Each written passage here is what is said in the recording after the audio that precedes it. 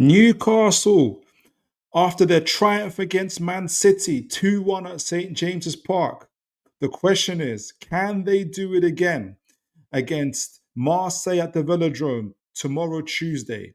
Let's find out right here on Toon Tactics TV, folks. Oh, brilliant from Shane. And now Murphy can take on the shot. Fabian Shane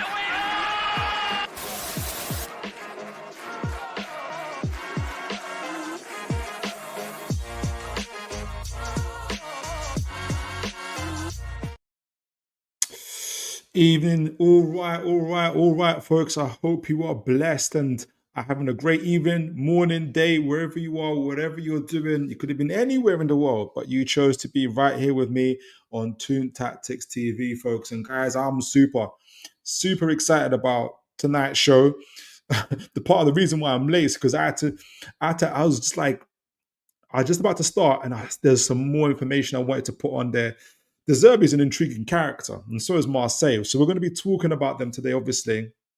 We're going to marry that with the review of the Man City game, which is absolutely fantastic. So we're going to do that. We're going to kick off with the match preview for Marseille. We're going to talk about all things Marseille, their style of play, where they're at in the league, their form coming in, De Zerbi, his tactics, everything else like that.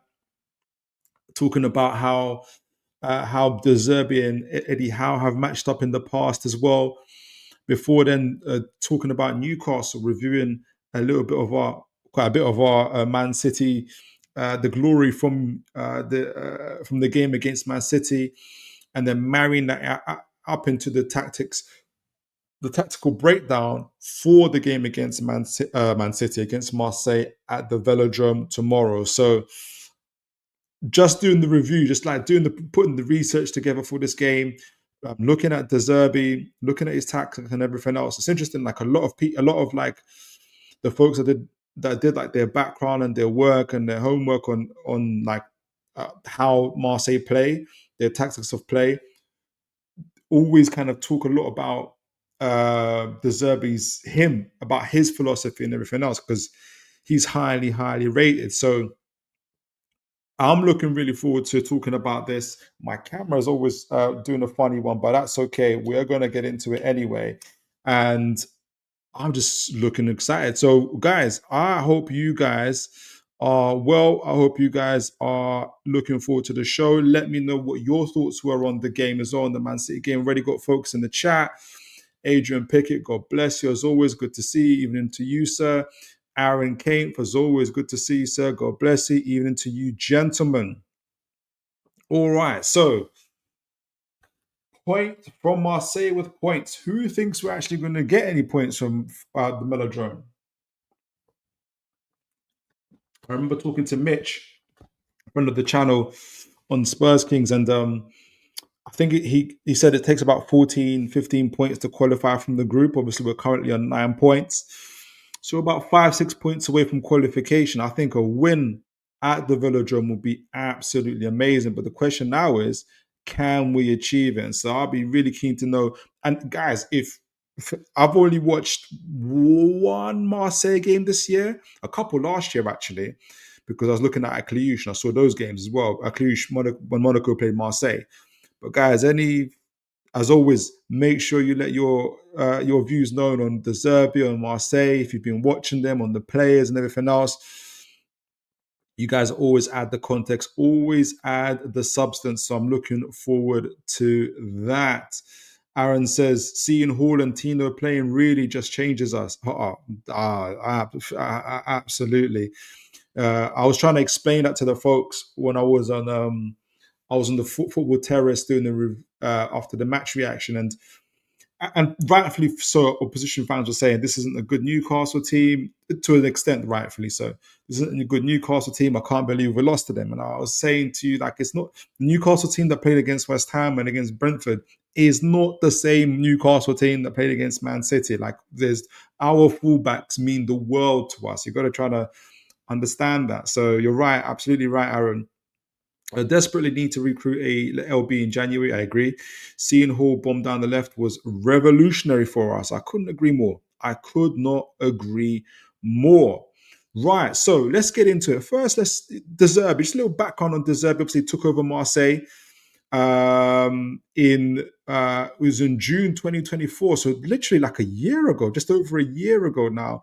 He guided the team to a second place finish in league in his first season, securing Champions League qualification in his first season. That's pretty good going, which shows you that obviously he did the same thing for Brighton. He took them to Europe as well. So clearly, he's one of those managers who has the ingredients, has the ability and the skills to get the best out of his teams.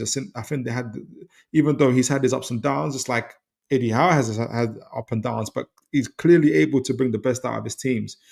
And that's what my research was showing about him as well. His possession-based philosophy led to an explosive offensive record with the team scoring 74 goals. Jeez.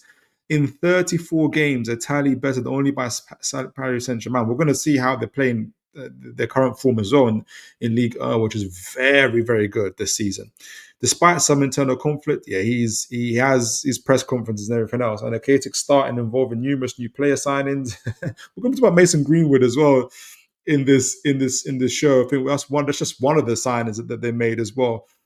And as always, folks, we're all grown here, and I know obviously as much about Mr. Greenwood's background. The reason why he's not playing in the Premier League is well documented.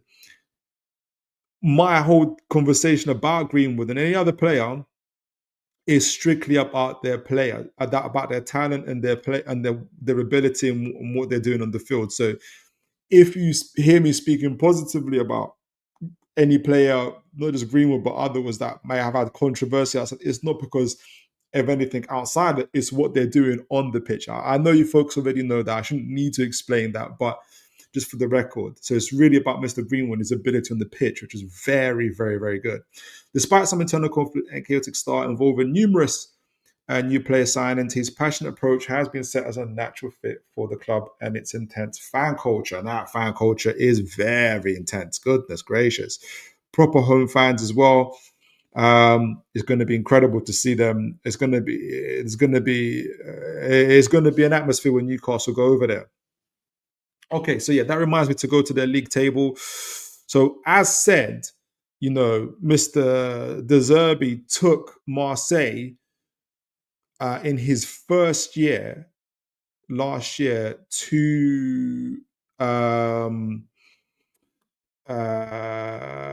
Champions League qualifications of 74 goals scored, which is absolutely incredible out of 34 games.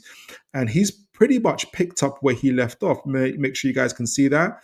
You can see that. And I'm going to go to the chats in a moment, but you can see here already, this is their League 1 form. They're currently second in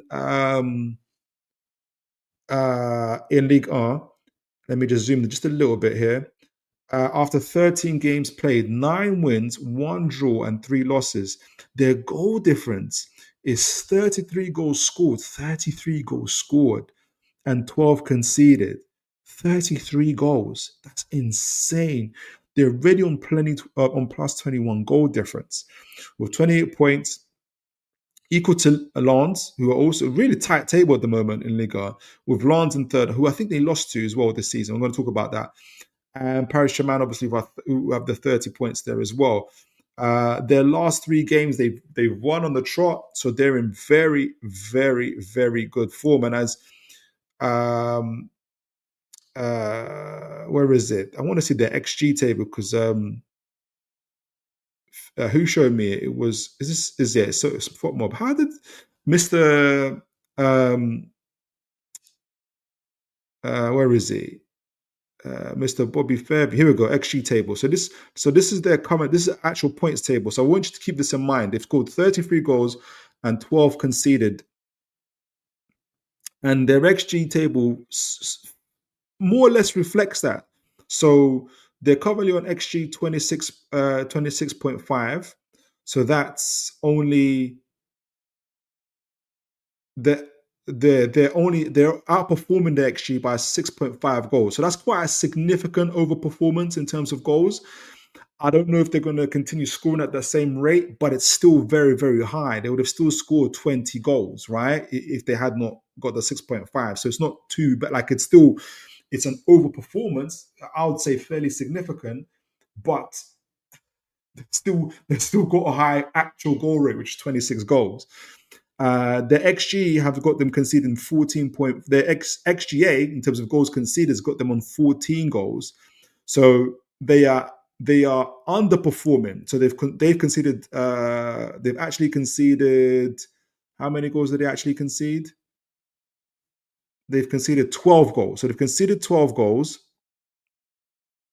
but the XG says that but the amount of chances created against them should amount to 14. So they've it says minus, but in a sense, what it's saying is that they've also been quite fortunate to an extent by 2 goals or so not to have conceded 14. Either way, even if they scored 20 goals and conceded 14, they would have had a lot lower goal difference, but it's still a very, very good score. They're currently on XG 25 for points. For points, if they score 24, they're outperforming by 3 points. So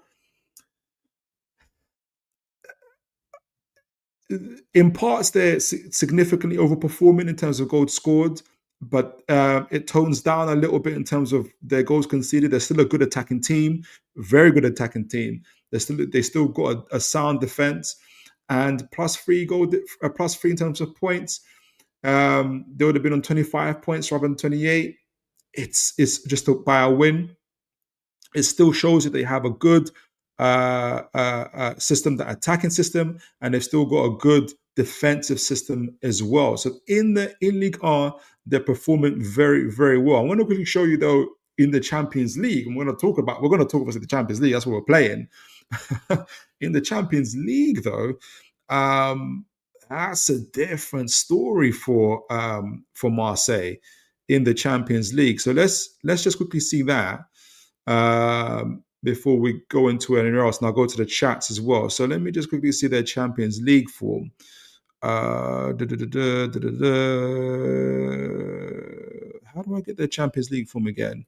Champions League. Where is it? Marseille table.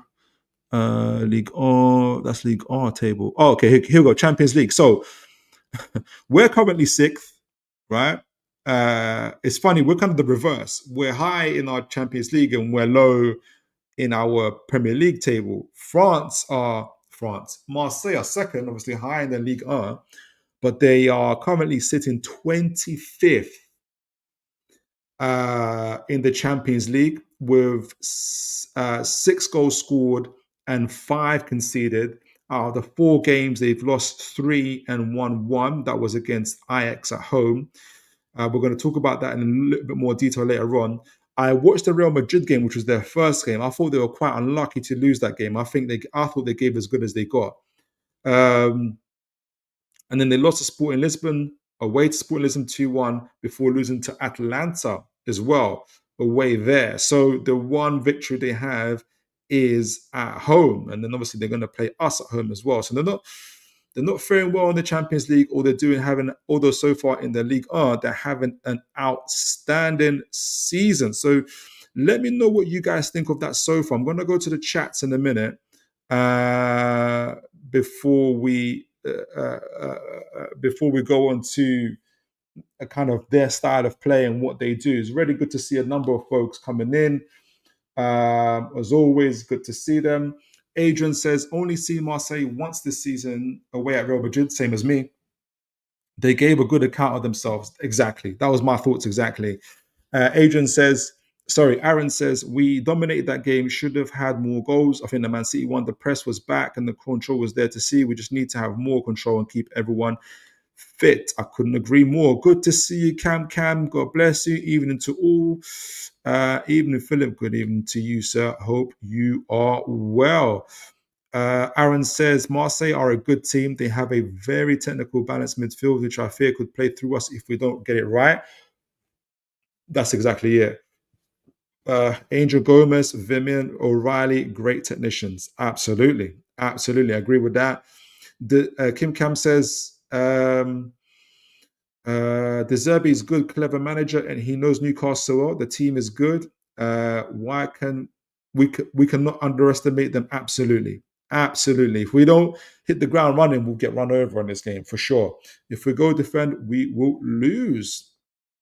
Let me know what you guys. We're going to get into the tactics a little bit later, but I'm keen to see how you guys would approach the game. Kim Cam says they are a good. They are a position. They are a possession team with good midfielders and good wingers and players. Absolutely, absolutely. Um, have they prioritized? Like, I don't know. I know you're asking Kim Cam, the agent, but I personally don't know. Anybody looking at us would think we've prioritized the Champions League over the Premier League, but we know that's not the case. I think, and I don't know what Marseille's record in qualifying for the Champions League has been in the recent years, but it comes across almost similar to us. Maybe you guys will know. If anybody can, in the last 10 years, for instance, if anybody can look up how many times have Marseille been in the Champions League, because my theory, and it could be wrong, is that similar to ourselves, they haven't been in the Champions League often, and this is just an adjustment for them. So let me know what you guys think. Aaron says, I expect Pavard and Bellardi to play, and they're very important for them. From them, Bellardi has been linked with us before. He has before, both great ball playing centre backs. They haven't done well. Where they haven't done well, it's a winnable game. Yes, I think. I don't know if we'll see. I can't remember. I think Pavard is fit. I'm not sure. I know Aguero. Not Aguero. What's his name? Actually, there's the Moroccan player that used to play for West Ham. He's not fit. So, but we'll talk about that. All right. So, playing style. You guys already alluded to it. Let me get my drink. So, typically, Mr. De Zerbi plays with a 4-2-3-1 or a 4-4-2. The good thing about this fixture is that De Zerbi is not too dissimilar to Guardiola in that or the Guardiola that we saw yesterday with the two pivots and the wingers, particularly the fullbacks playing out wide, and you guys have mentioned that. I think there's a slight difference in a little bit of a difference in that. But as you guys have said earlier, like from the left of the screen, you've got a 4-2-3-1. To the right of the screen, again, by the way, big up Tifo. I screened this from their review of the Zerbi, and this is the Zerbi with Brighton, right, rather than Marseille. I'm going to get into Marseille in a moment, but the key thing in this section I wanted to get is De Zerbi's philosophy and what he does, because he's taken, obviously, he hasn't abandoned it. He's taken exactly these principles to the T and taken it to Marseille. And so what De Zerbi likes to have is obviously that 4-2-4, 4-2-3-1 formation. On the right on the screen, you can see the 4-2-4. With, as you guys have mentioned, the ball playing centre backs. In this case, obviously, Brighton is Dunk and Webster. Speaking 2-3 years ago, for Marseille, it would be Pavard and Bellardi, and I keep on forgetting the other gentleman's name. But the goalkeeper would often, and we're going to talk about it, the goalkeeper would often also come in as an outfield player himself. And that would be, I think, Rudy or Ruli, who does that as well. And what you're gonna see is that he will join them, and then what you'd have is Ruli on one side, you'll have the centre back on the other side, and what that allows is an extra player to come into the field as well, which allows them to outnumber the team. De Zerbi in his interviews, he's again emphasizes, I'm playing out from the back. I'm a possession-based manager. I play out from the back. If the opposition brings 5 players to press us, we're going to have 6 at the back. If they bring 6 players to press us, we're going to have 7. If they bring 7 players to press, we're going to have 8. He's playing out from the back, and there's some passing maps from Opton analysts I'm going to show a little bit later that emphasize, strongly emphasize just how much the goalkeeper, Marseille's goalkeeper, and I'm sure this it'll be the same case for Brighton here, is used as an outfield player to bring the ball out and to connect to the centre backs. Their fullbacks, you'll see, would also go out wide or invert, as well, depending on how they want to do and create a box midfield in the middle that allows them to bring it out. So you'll have, for instance, in this case, you have Milner here. You'll see the goal. You see the Verbruggen coming in. You see the centre back split.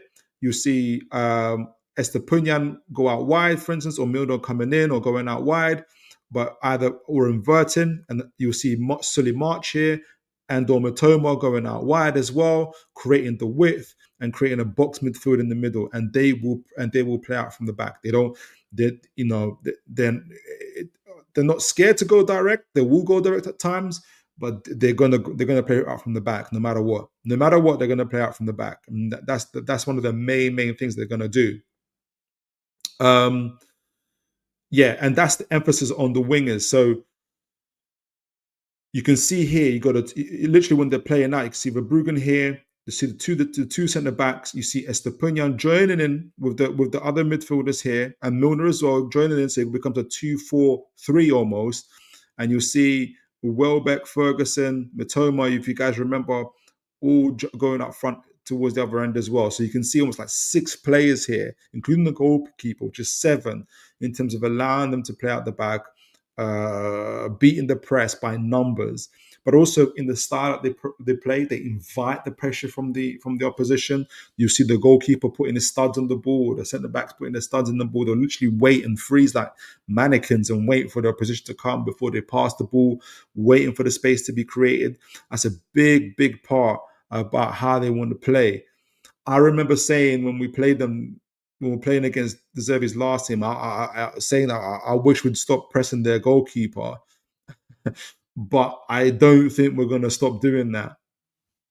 Partly because of that, thinks there's a chance that Gordon could play because of his ability to press from the front. But I don't know. You guys let me know. Would you keep the same team, or would you see? I think Gordon is fit to play for this game as well. So let me know your thoughts on that. Right. So we're going to get into it in terms of how they play, what Marseille do in a moment. You kind of this is now Marseille. We've gone from you can see the principles that we talked about from Brighton now being put on Marseille, and you can already see the goalkeeper here. You can see the centre back here. Already the goalkeeper is an outfield play. Look, the goal is absolutely empty. The goal is empty. The goalkeeper is an outfield player, and he's joining with the centre back. So that gives an early sign of what's to come here in terms of how Marseille intend to play and how De Zerbi wants to play. And he did the same thing at Brighton. So goalkeeper comes out. You can see the split here. Now you can see the opposition here already. They're quite narrow. They've adopted like a 4-2-3-1 themselves. They tried to reflect Brighton Marseille already, Freudian slip there, to try and match them up and play really narrow. You can see like to stop Marseille from playing through the middle. Is that going to stop Marseille from playing from the middle? Well, you're going to see that it doesn't stop Marseille from playing through the middle. Right? And what they did was the goalkeeper coming out, splitting with the centre back here. And you can see now the fullback's able to join here.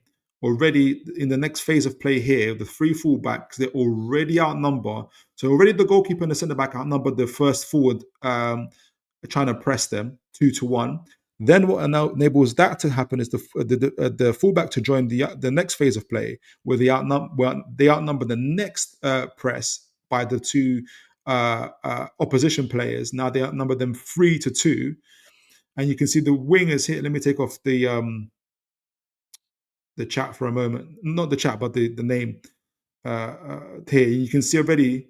You can see the fullbacks literally here. Oh, press that wrong button here. To the left of us here, so already on number 3-2, but also pushing up right up to the side here. So you're going to see that the goalkeeper's got 2 options, either to the right here, a distant ball here to the winger, or to the centre back here, and you can see already a load of space here as a result. As a result, the goalkeeper able to join in, you can see a load of space here, and you can see it here to the left, to the right of my screen. You can see option either to the left. Oh, sorry about that, guys. Either to the left where that player was there, or to the player to the right here, because there's a whole ton of space on the right as a result of the goalkeeper being able to join, the centre back splitting, the fullback going up, and you've got a whole heap of space for them to run into, which the goalkeeper chooses to do. Now, remember, the opposition does not want Marseille to play from the middle. Now they push out what they're unable to do, with the two centre backs pushing up, joining in with the rest of the rest of midfield here. You can see it. They start forming these triangles here between between their central midfielders, with the wing backs also available, and the forwards as well here connecting.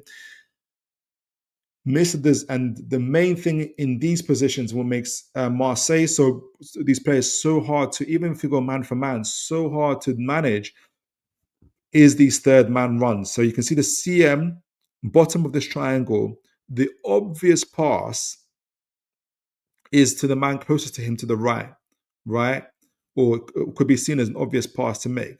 But what he is going to use him as is a third man run here. You can see it to the right of the screen.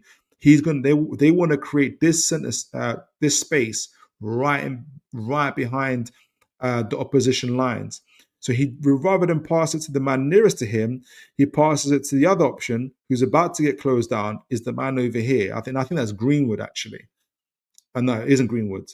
I can't see who it is, but it's one of their CMs, right? And when he gets the ball over to him, by the time he gets the ball over to him, you can see the third man run here into the space, because they've moved the opposition defender out of his place, and that creates an opening here of which he runs into. And that's part of the thing. That's what they've got to. That's what Newcastle. That's what we've got to be able to look out for. That's what we've got to be ready for, those type of opposition runs. So it'd be really interesting to see what approach Eddie Howe takes. I think the fact that I know he's been under heavy criticism for kind of having this passive defense lines, we'll go kind of a flat 4-5-1, 5-4-1. But it worked. It generally had it worked against Man City, and I think I can see him doing the same thing here, rather than going man for man. But we'll see. Let me know what you guys will do. So they chose, in this example, literally in the same play, they didn't go straight for the goal. They brought it back again, but in that same action, they brought all that play to the left hand to the left hand side of the pitch, and they freed up the space here on the right. And sometimes they'll do that. If you can't get through here, what the secondary thing they've done is they've moved the opposition team right to the left hand side, and they freed up the space on the right here. And you can see here on the right how their box midfield is asymmetrical, they said it. So essentially you have the two CMs. You can see the two CMs here behind the striker on the right-hand screen. You can see the two CMs behind the striker, and then you can see the centre-back who joins in the play, joining together with the two pivots here. But you can see the centre-back joins with the centre midfielder, and it becomes this kind of asymmetrical box. So it's not like box like this shape, but literally it's like a box like this. So it's like an uneven box, but it's a box that allows them to create these third man runs for the centre midfielder here. You can see the space that's opened up from here. So you can see this kind of diagonal looking box midfield that shifts the play and creates a space on the other side here. And then again, they progress that midfield. Apologies if this is a bit condensed, but from the left-hand side, they now, after shuffling the play over to the right, they now are able to progress the ball. And like I said to you, is the opposition's agenda was to stop Marseille from playing going through the center. It didn't work. And by using the kind of the build-up play, shifting it from the left to the right, now they've opened up a space here to the right, which enabled, and you think this is just in behind here, they kind of use Mason Greenwood as the same way as they use João Pedro, as De Zerbi used Mason Greenwood in the same way that he used João Pedro at Brighton, in my opinion, as that sort of false 9 or 10 role, where you can see Mason Greenwood now run into the space that's been created here centrally. And I think it's Aubameyang, who's the centre midfielder, takes the two centre backs with him, right? So that he occupies the two centre backs with him, creating the space in the middle that allows Mason Greenwood to get into the middle of here. And you can see it here in the middle screen. this space now that's been created in the middle, whilst the two centre backs are occupied by Aubameyang, Mason Greenwood gets into it.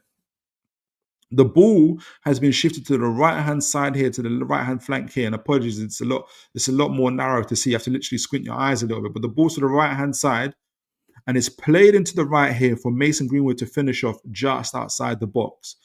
So it's just a clever way in how they move, how they use their goalkeeper right from the back to join in the centre backs to outnumber the opposition right from the beginning in terms of their phase of play, moving the ball onto the flanks where they create these triangles, and then they're able to shift opposition players from out of their position and then get into the space. And even if that particular move doesn't work out, maybe the opposition gets back in time, because they've moved the opposition players to that left hand to committed them to one side of the pitch. It opens up the flank to the other side where they've moved the ball over there. At the same time, whilst moving the ball over there to the right-hand side, the central players move into through Mason Greenwood, Aubameyang occupying the centre-backs. They create the spaces in the middle, and they occupy the centre back, and it creates the half space right here in the middle. Right, you can see here, the ball gets played into the central anyway, and you got the incredible kind of finishing power or finishing power of Mason Greenwood and Aubameyang to put these type of chances away. It's probably the reason why they're overperforming their XG, because they've got really good finishers in Mason Greenwood and Aubameyang as well. So Newcastle's defense has to be absolutely watertight. Let me know what you guys think of this so far. But it's a really incredible, like it's really kind of, there's a lot to kind of unpack here, kind of in discussing him. He's been like De Zerbi's way of playing. There is obviously a tactics that teams have employed to be able to counteract what De Zerbi's doing, and we're going to listen to a bit of it from Tifo themselves. Big up from Tifo about what they've done, because it's gonna. But before we do that, I want to catch up with the chats and see what you guys are saying. Kim Cam says they are a possession team with good midfielders and good wingers and players. Absolutely.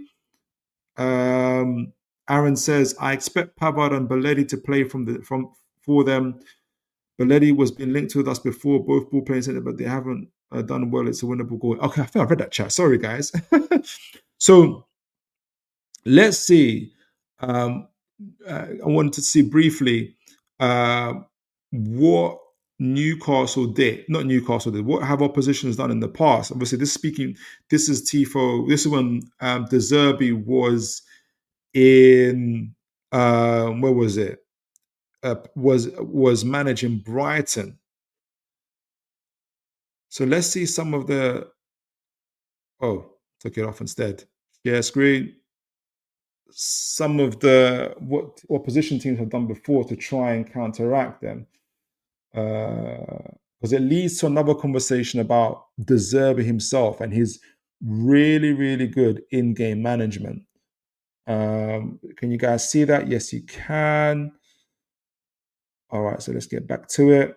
All right, so here, I forgot the gentleman's name, but he's describing how teams have either how this is obviously when he was at Brighton, how one way teams would do was to kind of counteract Brighton was to sit off them, and it proved to be quite effective. And then you had teams that used to press them all the time, especially the kind of the more elite teams, your Liverpools and others, who used to press them and then used to get punished for it. So they learned to kind of find a balance between pressing and kind of staying off Brighton as well. So he's kind of describing that in terms of what teams have done in the past to kind of counteract De Zerbi's tactics.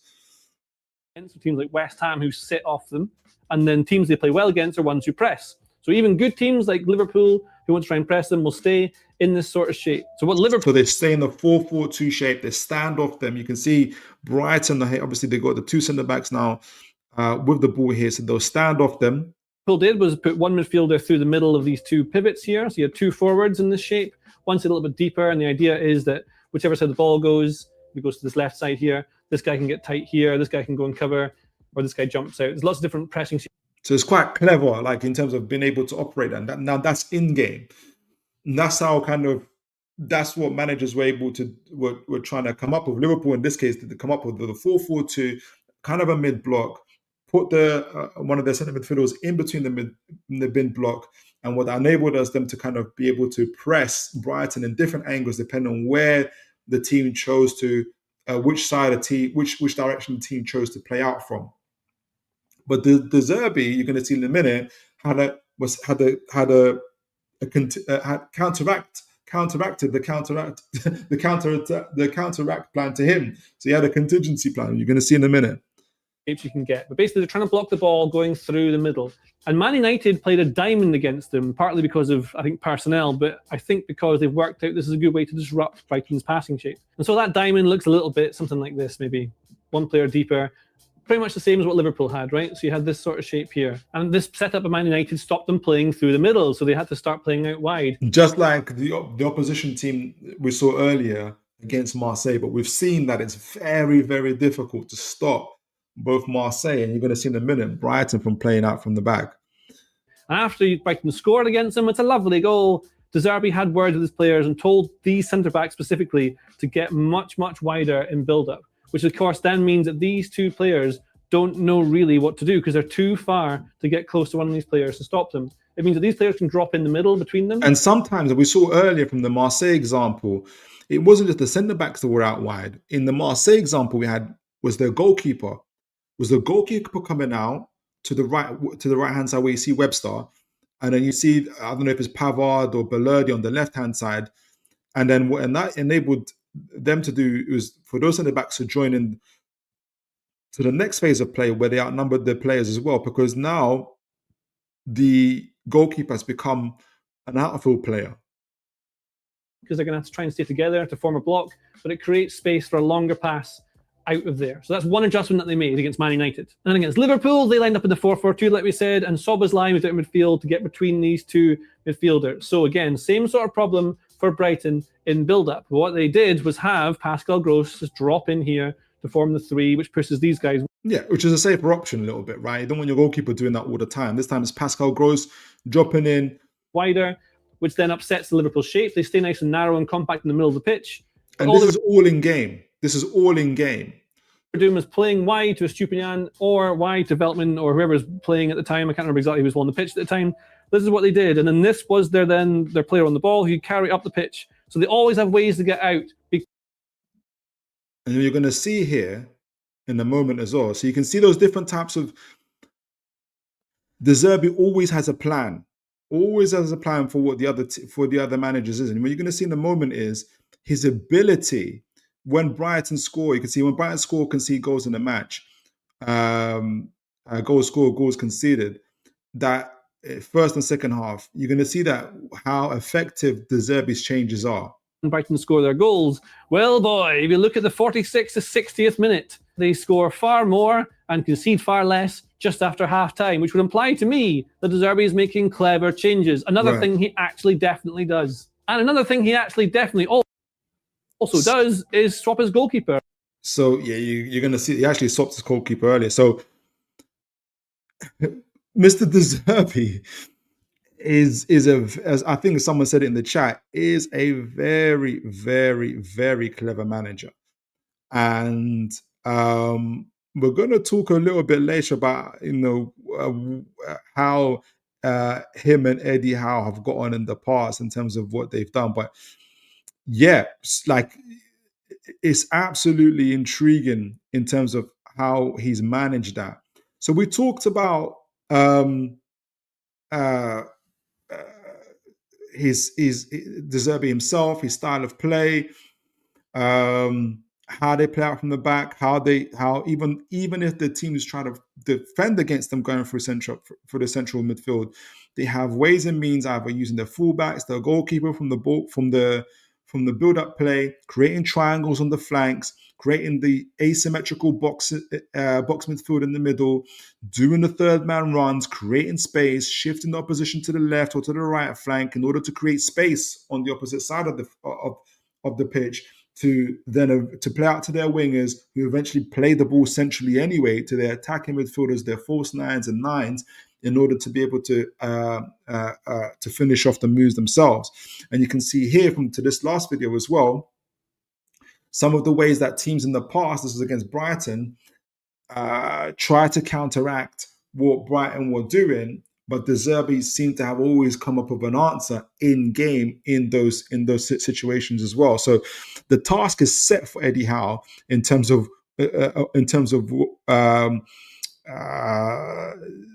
what he's got to do in order to be able to kind of overcome Mr. De Zerbi himself. So I'm going to talk about some of the key players for Marseille in a moment as well. There's a lot of key players, to be honest with you, but I'm going to name 4 for the sake of time. But before I do that, got a few folks in the chat. I think I saw Mr. Wobojog as well. God bless you, Mr. Wobojog. Good to see you. Aaron says, this is an ideal game for Joe Linton. Ramsey wide left combination. I see Burn playing LB. What? And their profiles help stop their winger in 2v1s, leaving them that extra man in transition. I like the idea, but Burn, man, I don't know. I think Hall got taken off. For me, I hope, this is my hope, that when Hall got taken off on the 70th minute is just to kind of manage his time. I think people will say, but Livramento came back, that was his full game, and he played full minutes. But Hall played also in the international break. I think he more or less like collected he played quite significant amount of time. So I think they're just managing his minutes, which was good for him. So I'm hoping that Hall plays instead of Burn. But I know maybe that's the reason why he got Burn, Aaron. Adrian says, we smashed the Zerbi's Brighton playing a 4-2-4. I'm going to talk about that game as well and others as well. But yeah, we'll remember Adrian. Good to see you, Mr. Wobojog. God bless you. I'm here today to collect my recognition for predicting a much, much better team, especially your wingers with Tino and Hall. You are welcome, fellas. Thank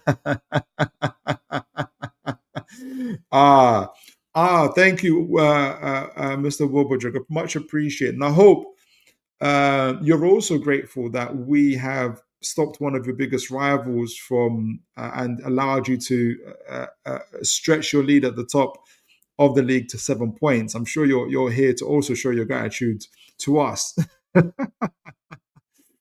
Yeah, exactly like Adrian says. I thought you'd be here to give us. Adrian says, thank you for your assist with our title charge. And that's a big early if. If we win it, we are sending invitations. We are sending invitations to the 2-9. Wobojog says, Phil, your new CB, I'm impressed, and I'm an Arsenal fan, so it's hard for the CB to impress me. I can only imagine. And look, Wobojog, any person on this chat will tell you that we've been looking at Chow for the last 2-3 years, maybe. This has been long coming. I think even Chow himself, I think Chow said himself, I saw a quote from him saying he's been following Newcastle for the last 2 years. So it's not like, look, our recruitment is second to none. And he's been absolutely phenomenal. And he's enjoying it. You can tell that he loves what he like. He's like, oh, this is it. I'm always supposed to be here. And so, that means a lot. Thank you, Obojog. Aaron says, Hall played 3 games. And in my opinion, Saturday game is a lot more important. I hate to say it, but the outballs make it ideal if we end up pressing high. If we end up pressing high, I think we'll choose our times. I'll keep that in mind. I'm going to bookmark that. I do think Hall plays because who would not want to play in the Champions League? I think Eddie Howe will have a plan. I'm going to talk about that. I'm going to see what you guys think. So you're kind of taking the. Are you going for are you going to go for a kind of high pressing, high line approach, Aaron? That's how it sounds like you're going to go for. All right, so. Key men for Marseille, and I want to emphasize there's a lot of key players for Marseille because of the style and approach that De Zerbi has, where essentially he uses his whole squad and he drills into them his styles and his principles, where you can barely see a difference in their level of performance if in terms of different players being used coming off the bench, because he does so well in kind of embedding his principles and his style of play into the team. And that's what it's so that's the big reason why he was chosen for Brighton, for instance, who we know have a truckload of players who they bring in, and they need the manager who's able to develop those players and use them and give them minutes, and makes them look good, some even better than what they are, because of his style of play and what he does. And you saw at the end of the last YouTube clip about him changing his goalkeepers. De Zerbi regularly changes his goalkeepers for different reasons. Some are good at short passing, some are good at long passing. I think, I can't remember the goalkeeper, is it Lapage that played in his most recent game, right? You would think he's going to play in this game, but I don't think so. I think it's going to be Geronimo Rulli who's going to play in this game. But you're going to kind of see that. And I've got his thing, his name, his name mixed up with Matt O'Reilly. So forgive me for that, guys. But starting from the left, Mr. Greenwood, Mr. Mason Greenwood, versatile forward, known for his clinical finishing and ability to play across the front line. His importance lies in providing prolific goal-scoring output that spearheads Marseille attack. And from my perspective, and I don't know if anybody's watched, again, I've watched only one game in Marseille, but kind of doing this, gathering information, seeing how they play, for me, Greenwood is kind of taken on the João Pedro role of João Pedro and Brighton. Obviously used a little bit differently, where I kind of see him as a false nine, but he's a very effective false nine who can play as a nine. Very, very clinical finisher. And he's a big part in terms of how they build up from the back as well, either choosing to be on the wing or to invert and play centrally amongst the midfielders as well and connecting with the front line. So big player for them. He's already scored like 10 goals this season, something like that. Big player for them. Emil Højbjerg, remember him, also played in the Premier League. There's that 3 ex-Premier League players in here. Emil Højbjerg, a robust defensive midfielder, we know all about him, excels at breaking up play, recycling possession. He's kind of like their Joe Linton. He's crucial in defensive providing that defensive shield and stability in the middle of the park, allowing more attacking players freedom. And those attacking players that we're talking about are your Matt O'Reilly, again, ex-Brighton player, ex-Premier League player. And apologies, I got him mixed up with with the goalkeeper there, but he's a creative central midfielder, excellent vision, passing range, and the ability to create goal-scoring opportunities is vital to linking up the defense to attack and acting as the primary playmaker. So you can see that profile, the difference in profiles of your disruptor, destructor, enforcer in Emil Højbjerg, and then their link-up play, creative midfielder, with the ability to create and score goals in Matt O'Reilly. You kind of got that kind of tension in their midfield already, be able to create for the others as well. And then you've got their goalkeeper, Geronimo Rulli, who we've already seen from, you guys have already seen from kind of the breakdown of how Marseille play, is absolutely vital. And I'm going to show you some passing maps where Mr. Rulli has almost just as much touches as the rest of the outfield players. He is an outfield player who's just able to touch the ball and save the ball. So that's how you got to see him almost, right? So Geronimo was a reliable goalkeeper, strong shot stopping ability, and good distribution. Importance stems from consistent and trustworthy last line defense and his ability to play out from the back. So super, super important to their build-up play. So we saw a little bit about, we talked a little bit about, those are the crucial players I see playing for them.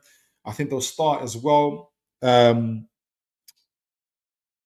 But and we saw their style of play and their ability to play out from the back. I want to show also, we saw their XG, and we talked about a little bit earlier. Before I'll get to in a moment in terms of their performance in the Champions League. Let me just reverse that. Come back to that in a moment. I'm going to talk about. We talked about how they're doing in League R, their form, which is incredible, overperforming their goal scoring, overperforming their goals conceded, doing really, really well in those ways. But it's not been the same case in their Champions League. 4 games played, 3 losses, and 1 win only. And we're going to talk about a little bit into and how that looks on terms of their XG and what it could mean, what it could or could not mean for their game against us as well. But before we get there, I want to see what folks are saying in the chat. Aaron says Hall played 3 games, and in my opinion, Saturday games a lot more. Oh, sorry, I read that one. Aaron says Chow hasn't played many games for us, but to do what he's done in a short amount of time is outrageous. He's already an elite level centre back, and put a fit and firing Botman next to him is scary.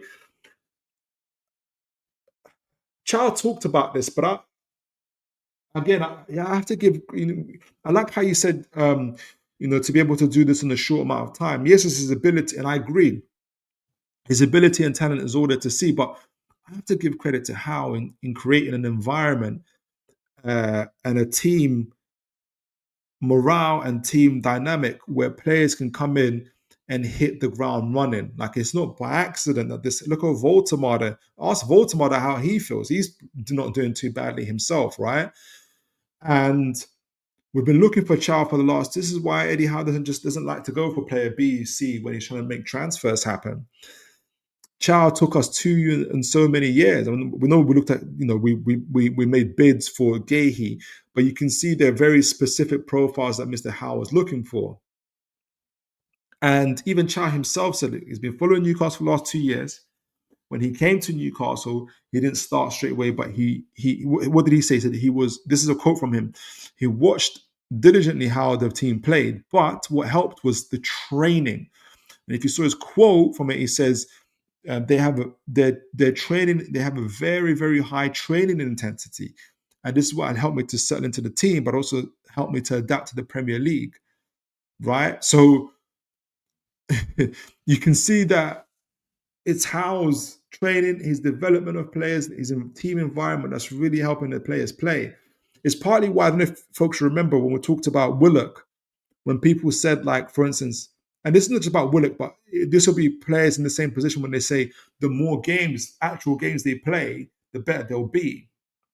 And Eddie Howe himself said, they said this about Willock, and Eddie Howe says, it's not the playing time, it's not the matches. The training should give them that's what training is for. We're not kind of using matches to build up their sharpness or their ability. That's what the training is for. And so I remember saying at the time, Willock, there's something about Willock in training that's the reason why he's not part of the reason why he's not getting on the pitch. And it goes back to today, Chow saying the reason why I'm playing so well, big part of the reason why I'm playing so well is the intensity of the training. The training is helping me settle in. So a big reason, obviously, it is Chow's ability and everything else, but I think Howe gets a lot of credit for that as well. Queen of Heart, good to see you. Always a blessing to see you. God bless you, Queen of Heart. Hey, Philip, I hope you are well. Looking forward to tomorrow. Can we be consistent, or will this be a learning curve for the Howe team? That's a great question. I'm going to answer it, Queen of Heart. What do you think? I want to get your opinion, Queen of Heart. And just to add, so far from the 4 games we've played in the Champions League, the games we've played after those games in the Champions League, so the Premier League games we've played after, our record so far has been 1 loss, 1 draw, and 2 wins. So it's not been too bad. So it's about 7 points from 12. Yeah, 7 points from 12 since we've left. So we've been quite consistent coming out of the Champions League. in the Champions League, we've been very, very, very good, right? We've known so far we lost to Barcelona 2-1, but then we beat USG 4-0, we beat Benfica 3-0, and we beat Atletico 2-0, was it? We got about 10 goals, conceded one.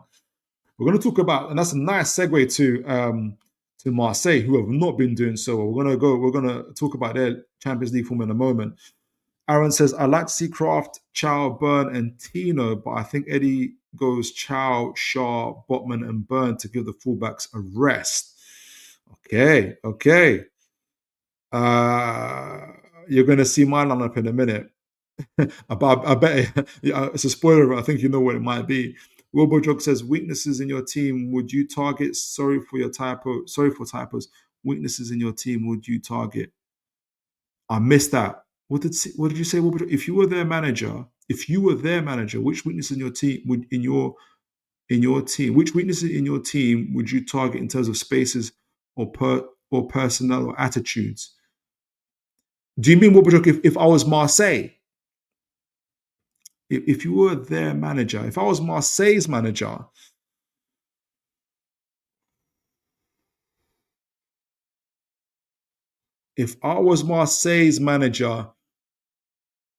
so I think the battle between the fullbacks is going to be key, and I'm going to be talking about that. I'm going to drill that emphasis in a moment, and not necessarily because Hall or Tino are weaknesses. They're not. There are strengths.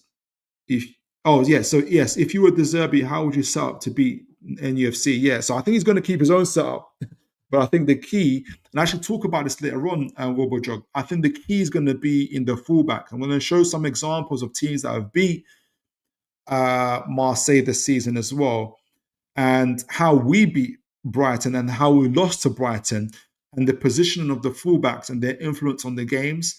Those, in my opinion, have been key in our losses and our wins against Brighton as well, and our draw as well. So I think it's the key is going to be in our midfield, because I think he knows, or he should know, is if our fullbacks are able to get a foothold in that game, this isolates our midfield against their midfield. I don't think he wants that situation. Even I know how clever they are in creating their box midfield, in standing, putting their studs over the ball, inviting on pressure.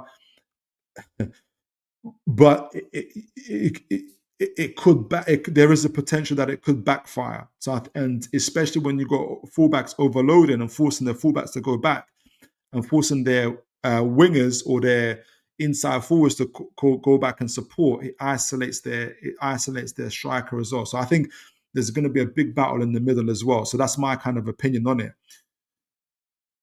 But let me know what you think, RoboJog. Let me know what your thoughts are. What would you do if you were De Zerbi? Right, so Marseille's Champions League form, and kind of according to XG so far, as mentioned earlier, they beat Ajax 4-0. They lost to Atlanta 1-0 at home. They lost to Sporting 2-1 away. They lost to Real Madrid away. And again, that was a tight game. But their XG, their goals scored in most of those games was below 1. So they've been really, really suffering, whilst their XG conceded, literally for all those games, apart from the game they won, was all above 1. So they deservedly, if you go by XG in terms of chances and the quality of chances created against them, have deservedly lost those games. So there's something about that there in terms of their Champions League form and what they're doing. At the moment, I know 4 games is a small sample, but at the moment the Ajax game is a real outlier. Even in their goals scored, so they scored 4 goals, but the XG is 1.13. So I can't remember who played in that game. I think Aubameyang played in that game. Possibly Mason Greenwood as well played in that game. So I think very good finishes, and this is me without seeing the highlights, were in that game. And even in that, Ajax managed to get a 0.8 in terms of XG. So they weren't too far from trying to score goals themselves. They didn't. It was a 4 goals clean sheet for Marseille. But so far, that game has proven to be the outlier. So what does that mean in total if we're looking at it? Let me just take off the for a moment. So in their home games, 2 games played so far, they've mustered about 2 XG with 4 goals scored. And again, very small sample size, but the Ajax game appears to be the outlier. They've got 4 goals, which is in the Ajax game, but they've got 1 XG, just over 1 XG per game so far. So they're not they're not overly like creating good chances at the moment, even at home. Away, it's even worse. It's 1.27 xG away, right? In total, excuse me, in total. But in terms of per game, it's 0.635. It's even worse when they're playing away.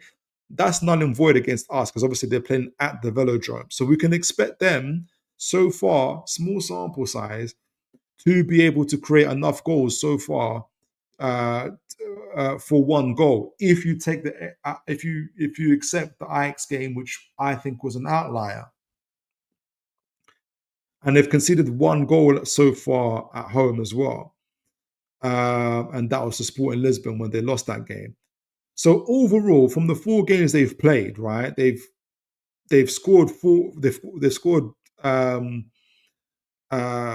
goals. And they've conceded 6 goals, right? And they've conceded those goals deservedly so, because if you look at their total XG conceded, it's 6.9. If anything, they're lucky not to have conceded 7 goals. So there's something wrong in their defensive shape or their system, the defense system, that's causing them to concede goals, especially when they're playing in Europe. In France, they seem to have got it in Ligue 1, they've got it figured out. But for some reason, as soon as they cross the borders, it's not working out for them, or the teams cross the borders to play them.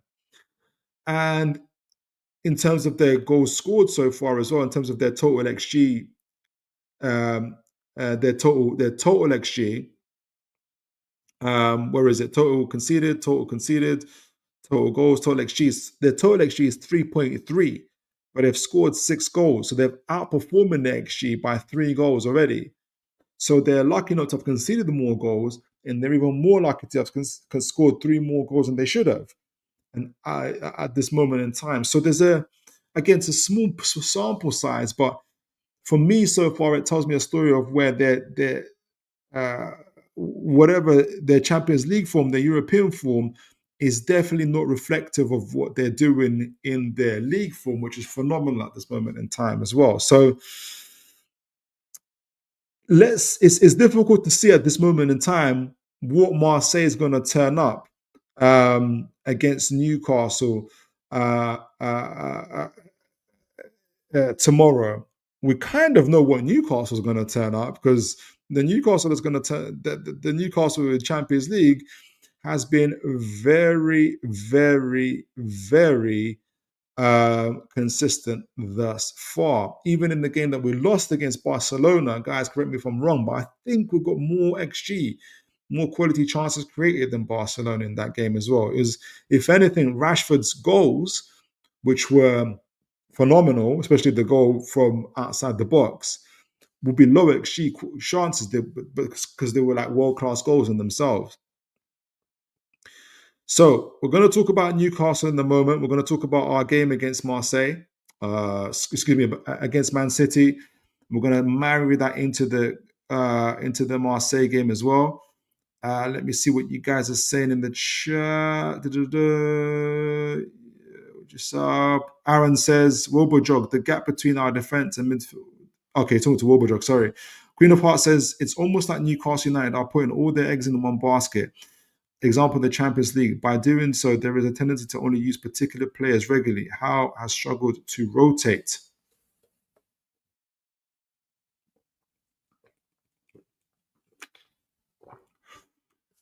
That's an interesting observation, Queen of Hearts. I think I don't. In my opinion, I think we're trying to be, and this is why I like our approach. I think we're trying to be competitive in all 4 cups that we're in: League Cup, when the FA Cup happens, Premier League, and Champions League. because that's the only way you're going to be an elite team. If you want to be an elite team, you know, people always say, what would you rather win, the Champions League or the Premier League or the FA Cup or the League Cup? I think elite teams and elite managers think, how can I win it all? And I think that's what we're trying to build. I don't think Eddie Howe has prioritized the Champions League necessarily. I think what he's prioritized is trying to get a team with as much depth and quality as possible that's able to consistently compete at a high level in whichever tournament they're at. And you can see that through the playing style. We're not the high intensity, gallivanting, man-to-man pressing team that we once were.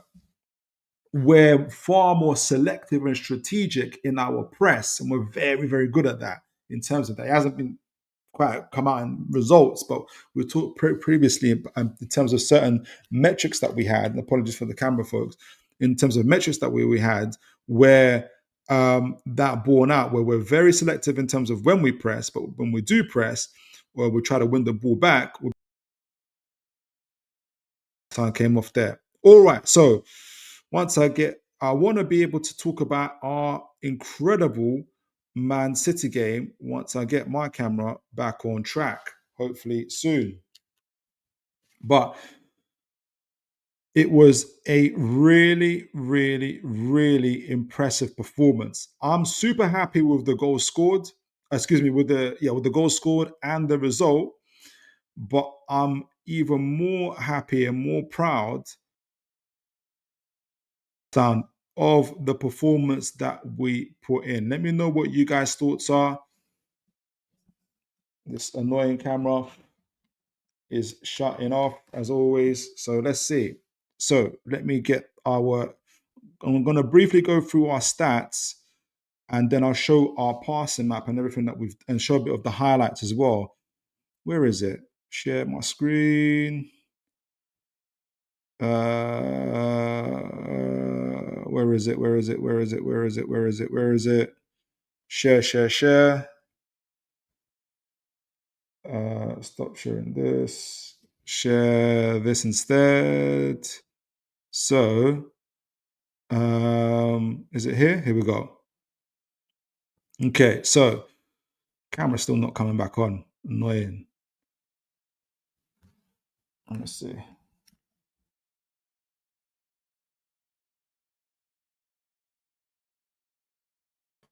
All right, check 1, 2. Guys, let me know if you can hear me. Oh, no, you can't hear me. Hey, guys, let me know if you can hear me.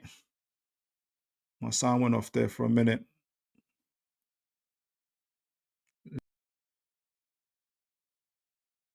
Let me know if you guys can hear.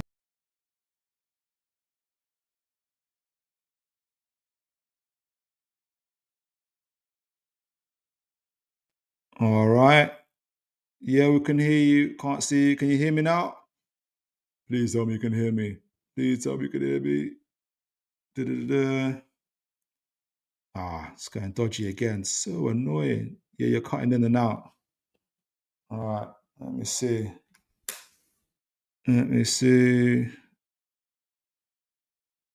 All right.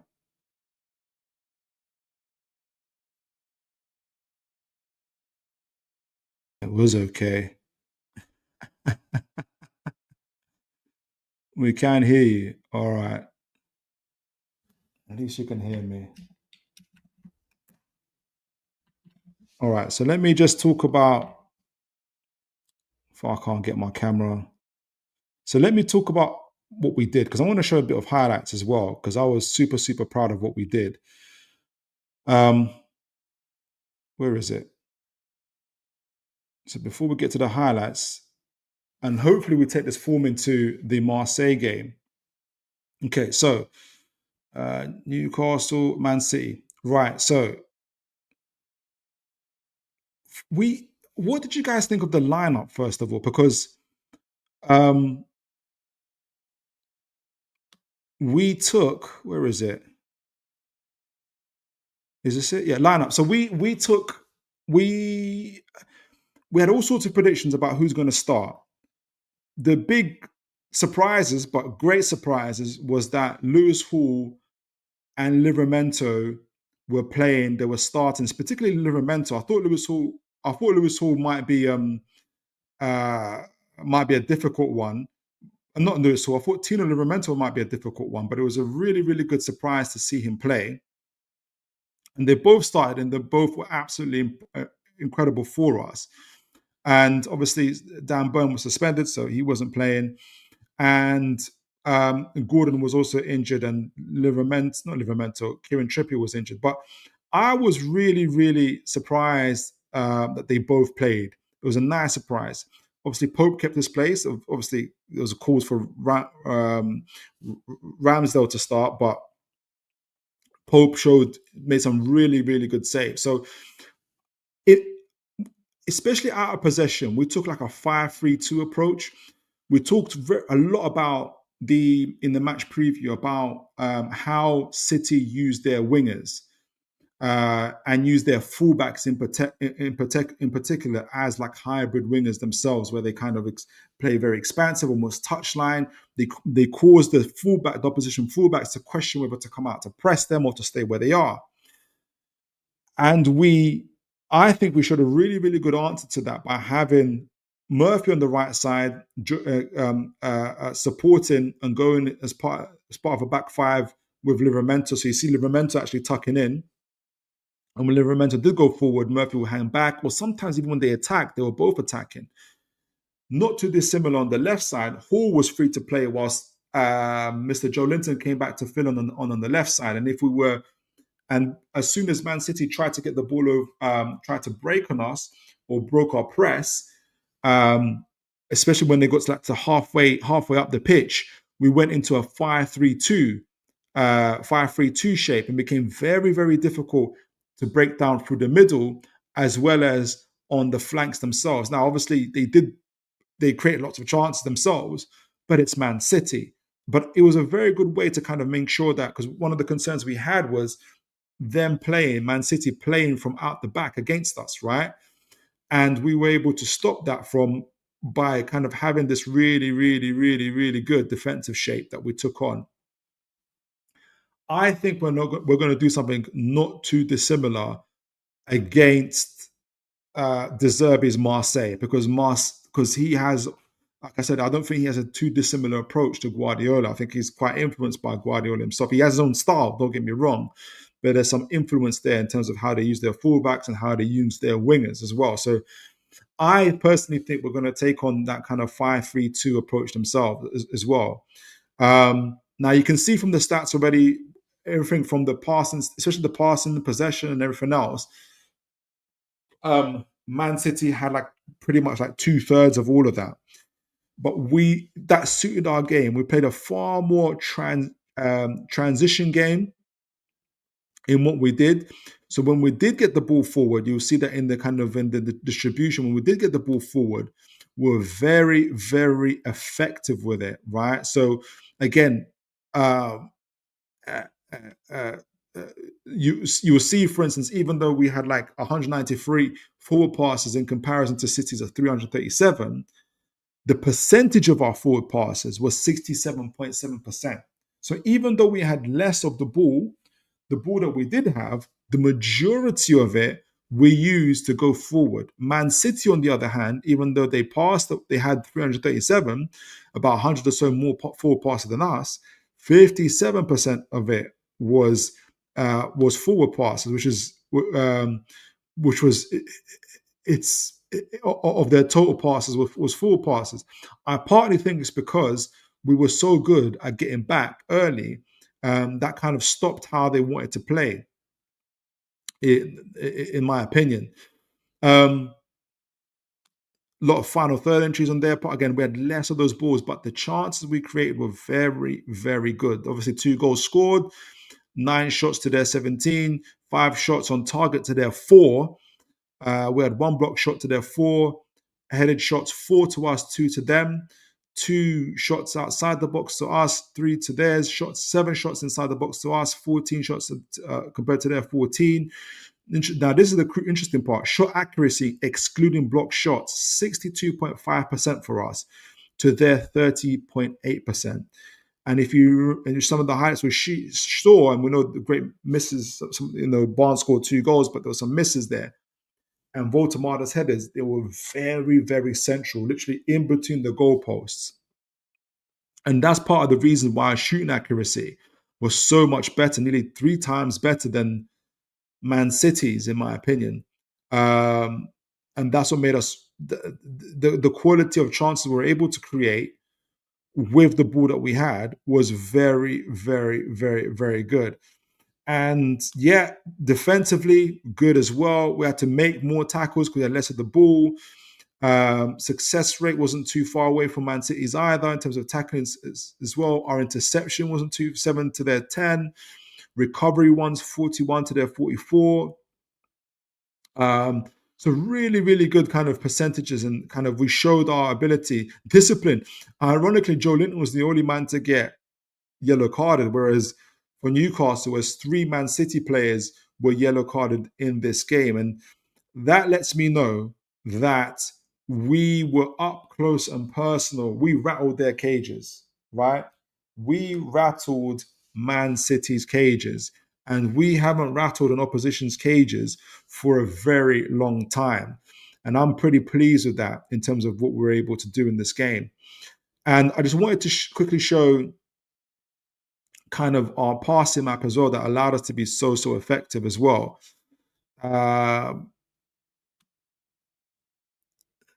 So you can see down the left side, I think there's also stats to show that I think 44% of our attacks came down that left side. So you can see, and for the folks that aren't familiar with the passing map, the thicker the lines is shows the more the passing, the more frequency of passing between those said players. So between number 5, Shaw, and number 3, Hall, down that left side, they had total of 19 passes in that 90-minute game between them.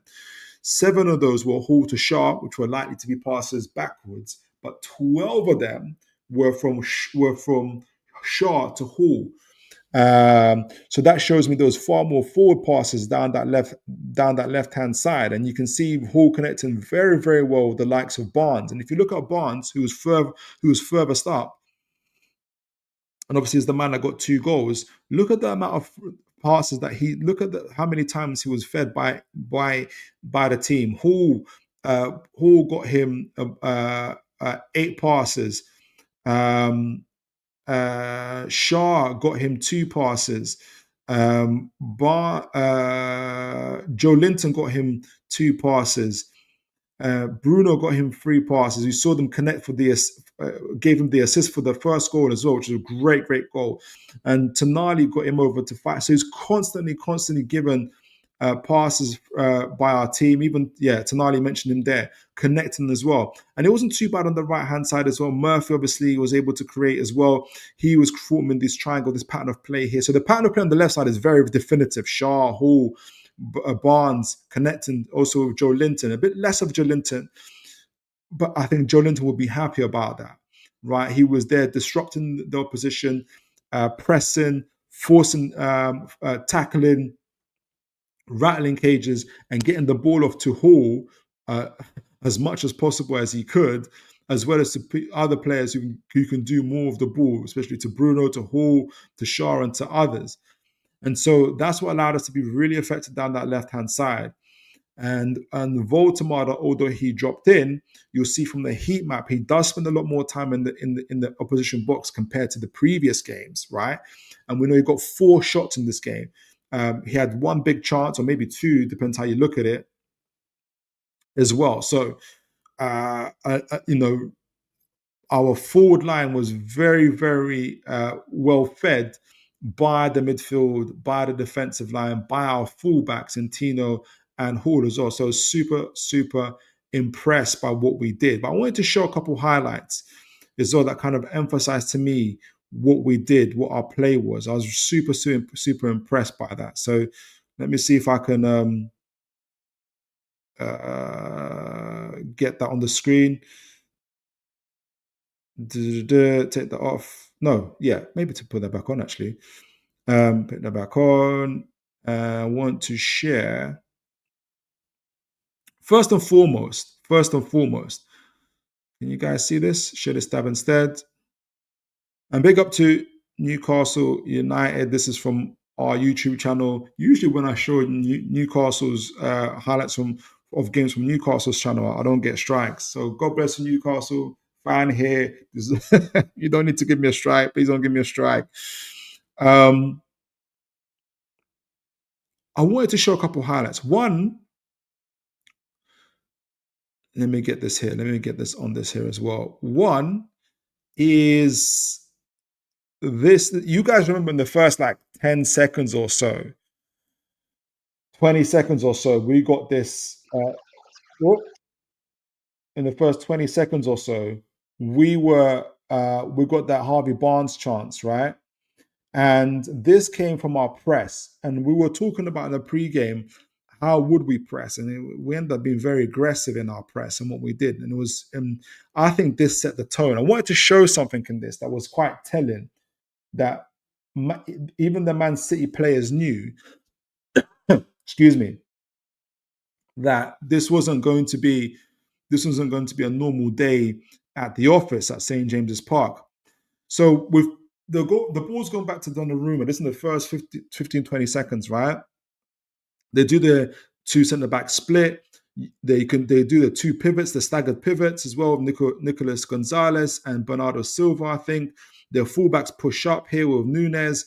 And you can see up there, you got Matt O'Reilly and you got Foden, I think, also dropping in. But you already got, just in touch of our screen, 4 Newcastle players, and there's about to be more to come.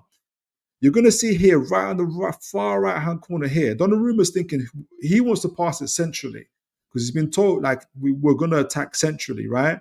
But you're going to see here in a minute, right here on the right-hand screen, just behind Bruno. So you can see Voltemada here, Barnes here. They're looking to press the 2 centre-backs. You can see Bruno's about to press up on Nicolas Gonzalez. Joe Linton's here on Foden.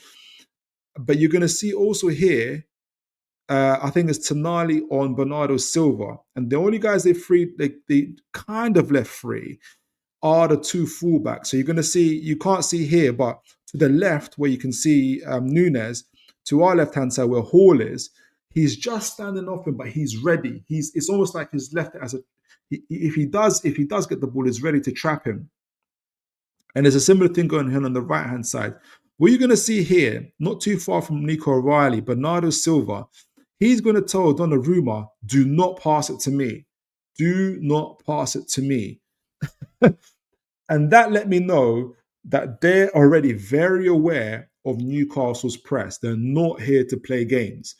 Right, this isn't going to be a type of game where we can just pass it through the middle, do some rotations, be really good in close quarters, as we typically are, and they were in this game as well. This wasn't there. Bernardo's saying, do not give me this ball. Now Donnarumma's saying he can't get it to Bernardo. Who's he going to get it to? And Bruno Gomes is very, very smart here. He's letting him know, I'm going to get Mr. Thingy here. Joe Linton is kind of making himself look like, I'm following Foden, but I'm not following Foden. And Donnarumma thinks maybe Joe Linton is asleep. Bernardo Silva is trying to tell him, no, these guys aren't asleep, but Donnarumma thinks we are asleep. And so he goes for the ball. He checks. Foden goes for it. He wasn't asleep. Joe Linton was wide awake, gets the ball off here, closes it down. Already within this one action, there's already 3, well, it could be 4 if Joe Linton didn't fall, players bearing down on Man City's goal with 2 defenders, right? And we should have really finished that. But you can already see from the beginning, right from the beginning, how ready we were in terms of our press. I thought it was super, super, super impressive in terms of what we were doing.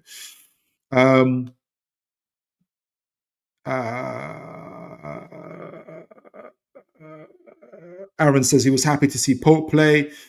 I was just happy Voltemada finally got some service and chances. He's been starved of service for so long. Yeah, honestly, I think he was surprised by the level of chances he was getting.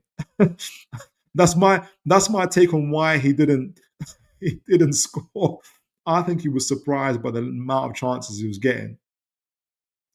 What Tino said in an interview was refreshing as well, saying we need to adapt to Voltemada's way of playing to get the best out of the team, which Eddie's highlighted. It only gets better from here. Yeah, I totally agree with that. Totally agree with that. And so you can see right from the beginning, our intention in terms of our press I'm going to show some other highlights that I took from this game as well. And I think if we apply them in terms of what we did against the Zerbi, I think we could be in for a good game. But we have to be consistent, right? So where is it? I've got my minutes here for them as well. So where is it? Where is it? Where is it? There's minutes I wanted to look at. Tell me I took those minutes. I did take those minutes. I know I took those minutes.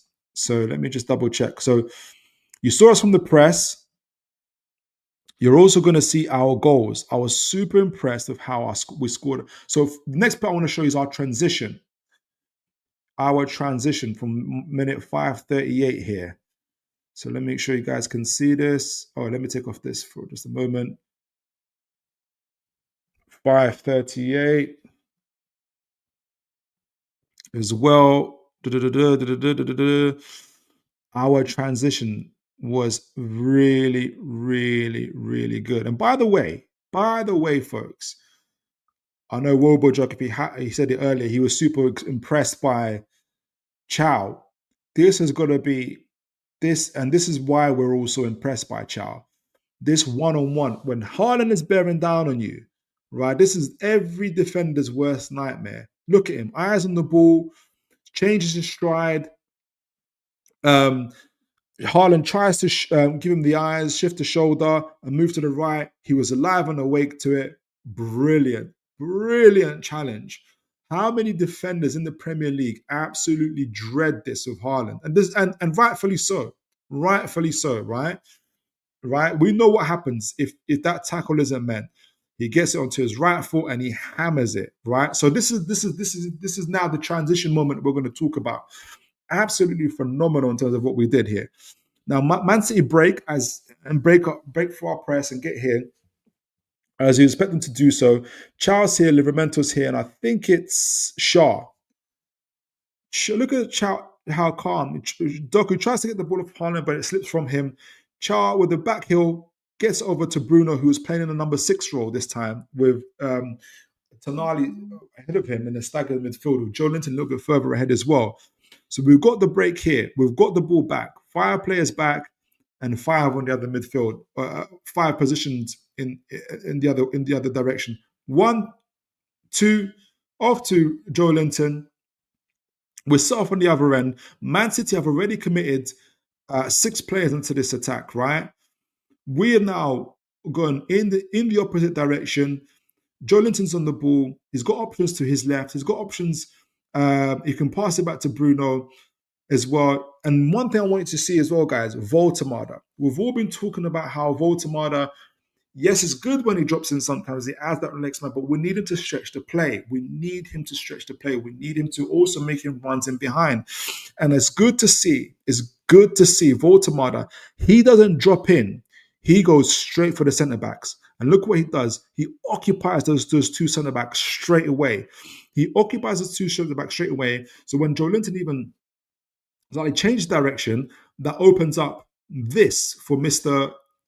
Jacob Murphy on the right hand side. The ball's about to go to Jacob Murphy. He can go to Tonali. Tonali's pointing in Voltemada's direction to say, be direct. Or he's saying, give me the ball. I can't remember which one. But look, Voltemada, by making that run straight ahead, he's taken away 2 centre-backs with him. And really, he takes away Nico O'Reilly. Nico O'Reilly is paying absolutely no attention to Jacob Murphy because his sights are so set on with his ball watching, but he's looking at Mr. Voltemada. I don't know why. He pays no attention to Jacob Murphy, who's free. Jacob Murphy collects the attack. Voltemada keeps his run. Now, I know they ruled us offside, but, I would have been lovely to see what happens when they score. But because Voltemada carries on his run, he didn't drop in early. He carried on his run.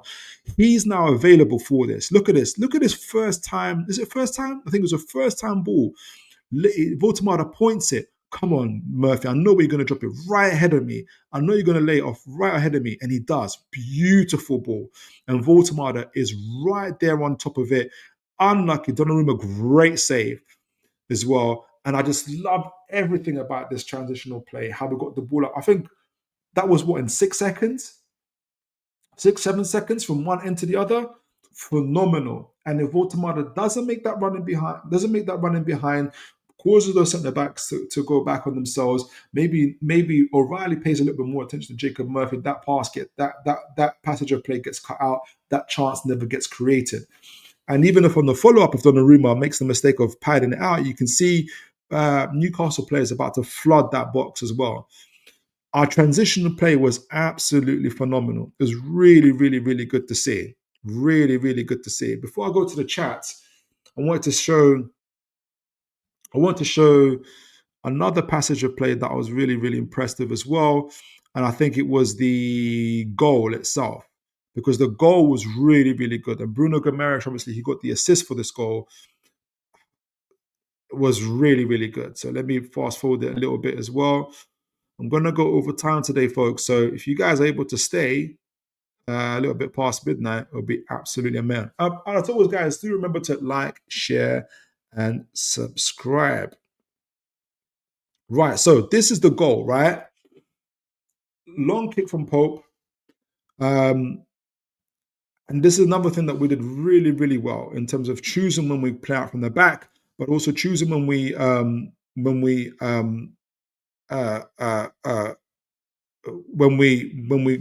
hit it long. We know Joe Linton, one of the big reasons Joe Linton is used is for these aerial duels, right? Or Joe Linton was originally right next to Votamada and Barnes. He goes infield to win the ball.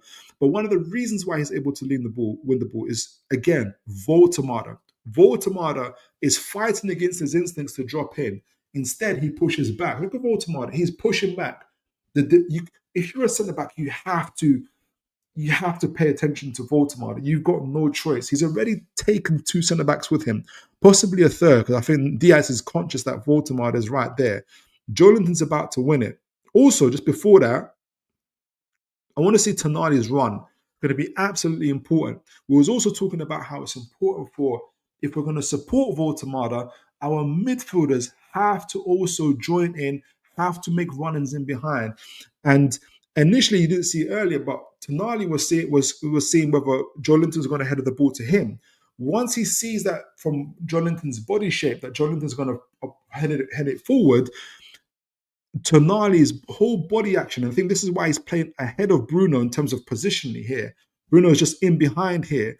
Tonali is in behind, is because of his pace and power in order to be able to do this. Now, what happens? Now he gets it over, and from that one action, now you got 3, possibly 4 if you count Jacob Murphy, Newcastle players bearing down on them. Now, Nicolas Diaz tells O'Reilly, pass it to the keeper. O'Reilly doesn't listen to the veteran, and he instead hooks the ball right into the danger zone. And look who's ready there for the second ball. He's about to run into the second ball. I think it's Bruno and Joe Linton about to follow up, because the other thing that's impressive is got 3 Newcastle players right into the Man City's half, forcing 4-5 Man City players to follow them. And now for that second ball, right on top of it, win back that second ball. Joe Linton doesn't want to waste time, please. 1-2 passes. Bruno, please, you know what to do. Joe Linton, please. I'm not creative. I'm not that good on the ball. Please, Bruno Guimaraes, take that ball. And Bruno. Harvey Barnes gets man of the match. He scored 2 goals. Phenomenal game. But Bruno's next actions are absolutely special in this game. They're absolutely phenomenal. I cannot emphasize enough what I see from Bruno. Change his body shape. He's already changed the outlook right here. He changes his body shape. And I don't know, from the folks I've watched this before, I think he changes it because he knows Lewis Hall is there. And we've talked about it before. I personally think that Bruno Guimaraes really rates Lewis Hall. He had a harder time, I think, with Lewis Miley. But Lewis Hall, he's in those games. This is why Lewis Hall gets so many touches of the ball. He can see the run of Lewis Hall, right? And part of the reason you're going to see here, Bernardo Silva is about to. He sees Bruno's about to go through this gap. Do I go in for the challenge, or or do I follow Lewis Hall? Because Lewis Hall makes this run, it makes Bernardo hesitate, and because Bernardo hesitates, and then look, his body shifts towards Lewis Hall. He creates this gap in the middle, and instead, Bruno uses Lewis Hall as a decoy to go absolutely central and direct to who? To Mr. Barnes. I've made up my mind, right? That Barnes, we already know this, but Barnes is not a touchline winger. If anybody thinks he's not a touchline winger, if anything, I was going to say he's an inside forward, which he is. But to me, this game alone shows me that he's probably a supporting striker. I'll go as far to say, the same as Mamouche plays for Man City as a supporting striker, I think Barnes is a supporting striker because he was so comfortable in the central areas. And again, what makes me proud in this, you're Voltemada. You are Voltemada. You're surrounded by Newcastle players, right? You're surrounded by Newcastle players. Barnes, Bruno's about to run in. Joe Linton is there. Onto your just behind you, if you want to do a flick, Tonali is there. Jacob Murphy is already. There's already an overload that's about to happen. And this is the Newcastle that we know. Barnes collects it. Again, centre backs, you cannot ignore Voltemada. You have to occupy Voltemada. And Barnes occupies the other centre back. Great touch. And look at this. I didn't expect this from Barnes. Look at that. Little touch on the side of the foot for the ongoing Bruno Gomes. Lewis Hall continues his run. He's taken out Cherky, not Bernardo Silva. Cherky has to continue. The whole that gap that was created was part of the reason was because Bruno used that hole as a decoy. They go centrally, lovely flip from Barnes. Barnes continues his run. He's saying, screaming at him, "Give me the ball, give me the ball." Look at this phase of play. 1, 2, 3. No, excuse me. 1, 2, 3, 4, 5, 6 Newcastle players. Verse 3 here, but obviously there's 4 chasing Man City centre backs. It's over. It's over. And this was such a great move. Barnes continues the run, screams at him. And look at that again. Voltemada doesn't come in. He doesn't try to drop in, doesn't do any of that. Voltemada continues his run. And because he continues his run, Diaz has to follow him. Tonali continues his run. Nico O'Reilly is inverted here. Has to be wary of Tonali. They have to pray that someone I think it's Foden chasing Barnes closes him down. It doesn't work. Bruno even has the choice of Tonali and Jacob Murphy, who are clear on goal here as well. But Barnes is screaming at him, "Give me the ball." He gets him the ball. He lets it roll across him. We know what Barnes can do at this stage. Lets it roll across him for the side foot finish. Beautiful. Absolutely beautiful finish. Absolutely beautiful finish. And as you guys said, what Tino Romento said, if we know how to use Voltemada better, you're going to see more things like this happen. You're going to see more and more things like this happen if we know how to use Voltemada. And same way with Voltemada, we know he loves to drop in, but if he also knows how to run in behind and stretch the play and create the space, there's more than one way to create the space, right? There's one where you're gravitational, you take the ball, you take 2 centre backs with you, but there's also the other way when you're running and because you're running in behind, you're causing that space in behind you there. Phenomenal. Absolutely phenomenal play. Phenomenal play from Newcastle. Incredible goal. I was super excited to see that. Super impressed to see that. And yeah, let me know what you guys think. I think we're going to take it into the I think we're going to take this form into the Marseille game as well.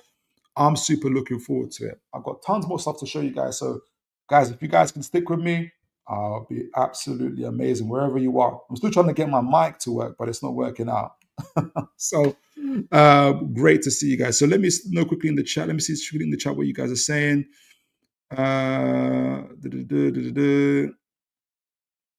Aaron says how he keeps up with Haaland with eyes on the ball is just ridiculous. Not many defenders can do that alone. Can do that, let alone time a challenge that perfectly. I couldn't agree with you more, Aaron. What so that tackle timing is impressive, superb, absolutely superb. Especially when you know who it is that's on the ball, right? I think that's what adds the pressure when you know who's on the ball. If that's, I don't know, I'm trying to think of an ordinary forward, Beto, right? But it's Haaland. Robodrug says, I thought Barnes isn't great at creating separation to generate shots.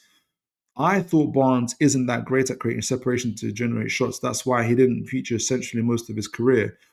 Am I misinformed or have the wrong impressions of, or have the wrong impressions of him here? That's a great question, Robojog.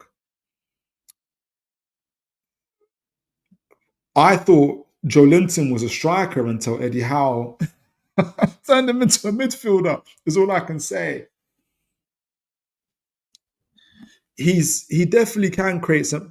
Yeah, I think the more you see players in those positions, the more you see. I think you're laughing, right? I think we've kind of seen some of. If you see some of Barnes's highlights, especially the goals against West Ham and kind of against Wolves as well. Was it against Wolves? He definitely can create separation. I just don't think we see it often enough. But I think the best of Barnes is in those central areas. Like it's very clear to me. You put Barnes in the touchline, it's a hard game, right? But you put him in those central places, and you saw from the goal. I didn't get a chance to see the goal. How he improvised, right? For me, I know it's one game. To me, Barnes is, I think he's a supporting striker. If if we do more of this, there might be a situation we might have to buy another left winger, almost like we definitely need a left fullback, right, to challenge Gordon.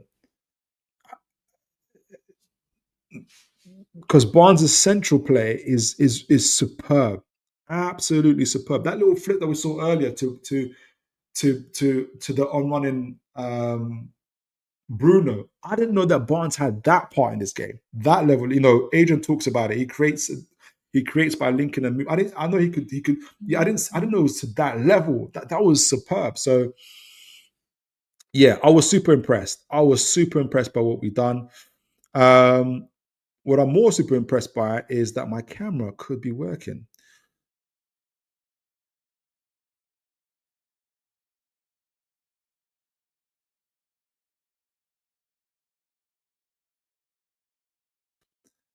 And I'm more impressed that you guys have hung with me. Absolutely amazing. So, right. So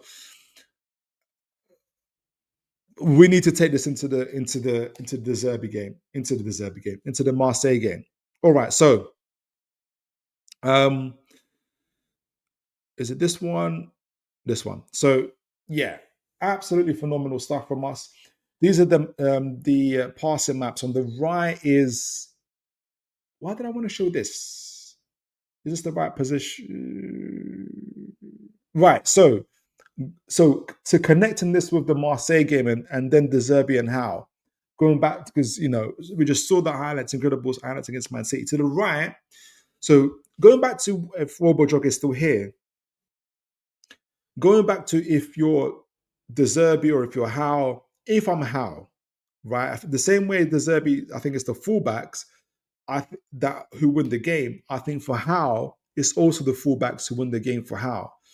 So this is one of the few games, one of the 3 games that Marseille have lost in Ligue 1 against RC Lens, who actually are third and on the same points as them, right? So you can kind of say, I don't know if the same quality of position, but certainly the same performing opposition as well. And what you can see is, so to the left is RC Lens, right? They're passing their pattern of play. To the right is Marseille. Now let me see, because I got a closer. I want to kind of show a little bit closer. Do I have because I wanted to emphasize the whole fullback thing. Where is it? Where is it? Where is it? Where is it? Is this RC Lons? Yes, it is. So no, it's not. It's not RC Lons. It's somebody else. I want to show RC Lons. Yes. So RC, you're going to see kind of a similar pattern here as well. Make sure you guys can see that. No, you can't see that because I didn't bring it on stage. Here we go. Is it that one? Yeah. So RC Lons. So RC Lons won this game 2-1 on October the 25th, a month ago. They were the home team. Just to add that just to kind of add a little bit more context to the game, they had 30% of possession on this game, RC Lons. Marseille had 69% possession, which shouldn't be a surprise. However, RC Lons expected XG was 1.8, whereas Marseille's was 0.66. So they had less of the possession, but they created more of the chances. They had 3 big chances, RC Lons, whereas Marseille had 0. Right, even though they scored, they had 0. It sounds a bit like our game against Man City, right? But I want to there was something I wanted to show as well, but there was I wanted to see something about RC Lons' passing. You're going to see their shape. So they again, I'm kind of going off of data. So if anybody saw this game, I'd love to hear what you guys have said. But you're going to see, where is it?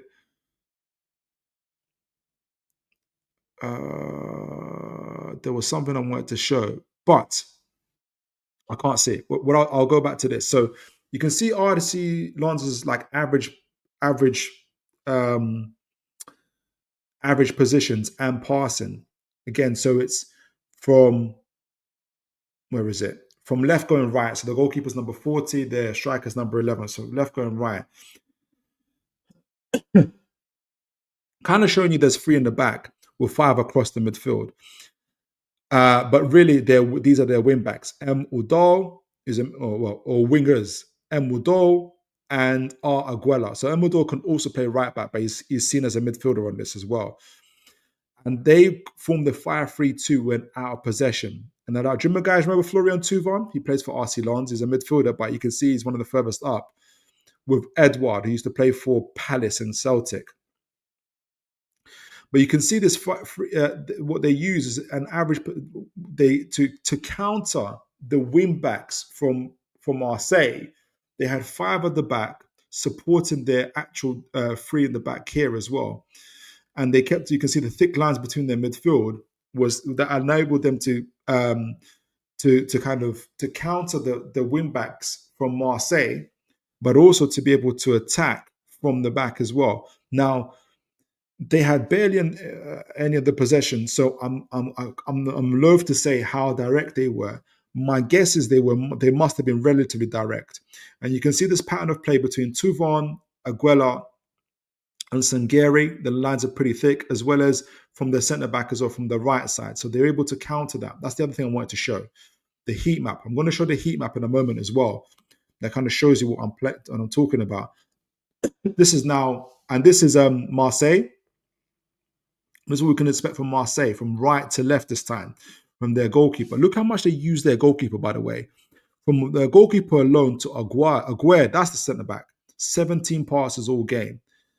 And from Rulli to Emerson, 11 passes. He's like an outfield player. He has more touches, 4 passes between him and Pavard all game. So that's like nearly 40 passes, 40 touches of the ball that their goalkeeper had. And you can see these incredible thick lines between him and the centre backs, which then form a 3 centre backs, kind of like, not 3 centre backs. 2 Pavard here, Aguerd here, 2 centre backs up front, pressing up into this asymmetrical box shape with O'Reilly and Murillo or Vermeeren, who's actually who also plays on the midfield as well here. So you can see these box shapes here they create, but you can see the triangles that we talked about much earlier in the show. Look how thick these triangles are between Emerson, Vermaelen, and Aguad. And then another triangle here between Igor Pacquiao, who I hear a lot about, who's their attacking midfielder as well, in how they kind of their approach play, in their passing, their possession. A lot of possession here, a lot of possession for the left flank in particular, but also for this box midfield as well. So Greenwood was a big part of that. A lot of times he had the ball, 15 passes between him and Pavard, 14 passes between him and O'Reilly, 13 passes between him and Agued, 11 passes between him and Murillo. There's a couple more there. 11 passes between him and Vermaelen. A lot of passes there, and 6 passes between him and Emerson. That's their fullback, right? So you can see that they had territorial advantage, they had passing possessions. You can see the goalkeeper being used a lot to build up that play. And yet it was RC Lens who prevailed by having those wing backs. And this is what I'm going to highlight a little bit more, kind of speak a little bit more what I mean in terms of that 5-3-2, why I think it was a 5-3-2 as well. So let me, not there. Here, share this tab instead. Can you guys see that? Okay, so you can see that. Where is it? So back to SofaScore. Right. Is this RC Lens? Tell me it's RC Lens. Yeah, so this is 2-1. So let me show you the heat map, what I mean, and the average positions. Where is it? Is it in the lineup? I think it's in the lineups. Yeah, that's it, in the lineups. So so RC Lens are here on the left. They're in the yellow. They are in the yellow. And you're going to see here their number 2, who is Aguela, who is their left or right back. Who is he? Let me make sure I know him.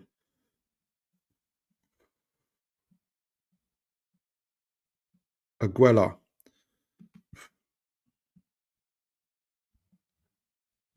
I think he's their left back. Let me double check. So Aguela, so he's on their right side here, but I think he's their right back. He is, yeah, you can see him right along these paths here. You can see his heat map. Make sure you guys can see that. Yeah, you can see that. So you can see that he's there joining in with the with the 3 centre backs at the back, in providing them the extra support, making sure that they can't get totally outflanked by Murillo and others, and Pacquiao, who stayed really up front and supporting Granite. Is it Granite or Granite? And then on the other side, Udall, who had a good game as well, staying up as well. But also, both of them joining on the other half, not as much as difficult. They didn't have that much of the ball, but they also spent a lot of time down on both of them in the opposition half. More on their half, but a lot more time in the opposition half. Both played 90, 95 minutes, right? I want to show the distance. It usually shows their distance covered as well, but I can't see it at the moment.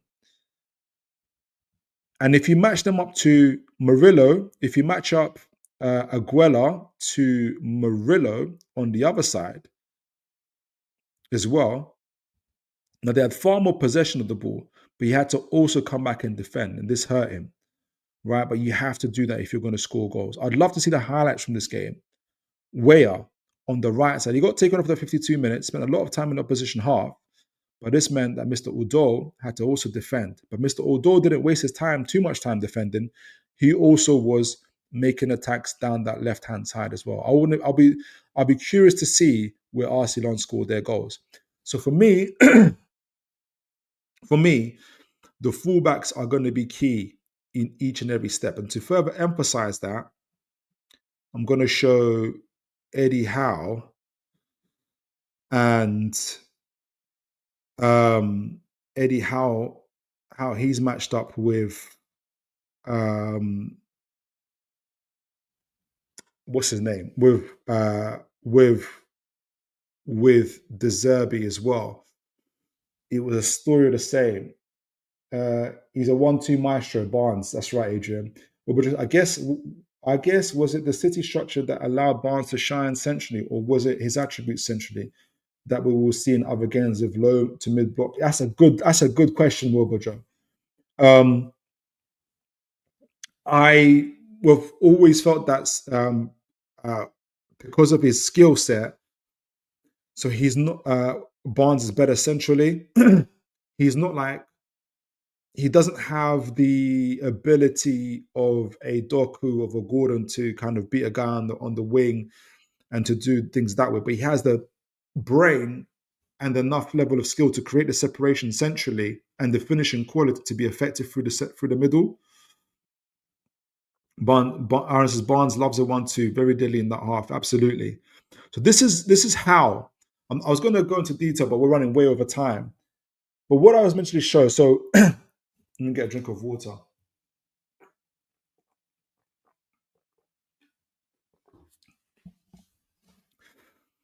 Um, Eddie Howe and De Zerbi have met 3 times. What the first game, Newcastle won 4-1. That was the year that De Zerbi took over Brighton, and he'd only been like 3-4 months in charge. But we won 4-1. I think that's the game we qualified for the Champions League, and that was at St James's Park. If you see, you might guys might not be able to see this, but on the left hand side is Newcastle, and you can see we are going from down, going from up, going down.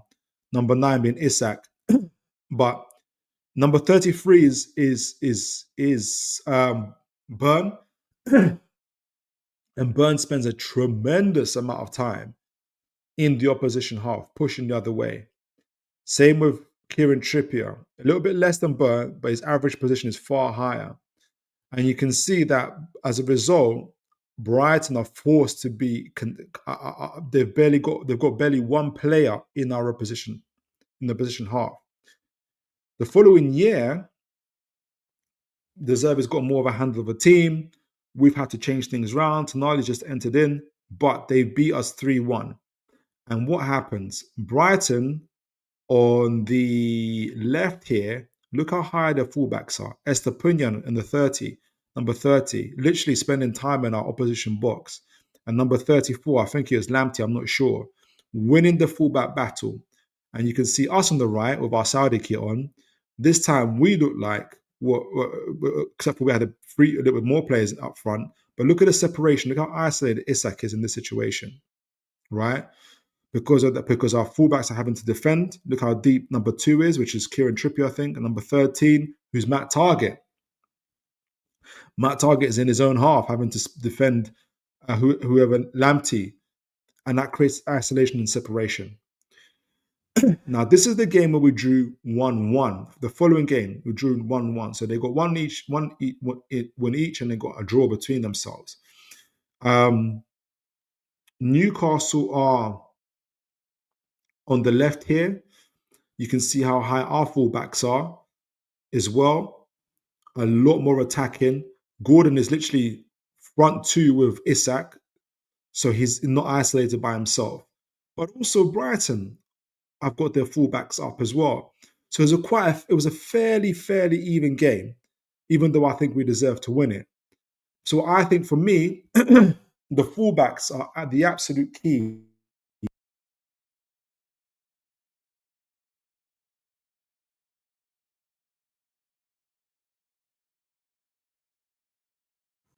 Sorry, folks, I took my sound off by accident.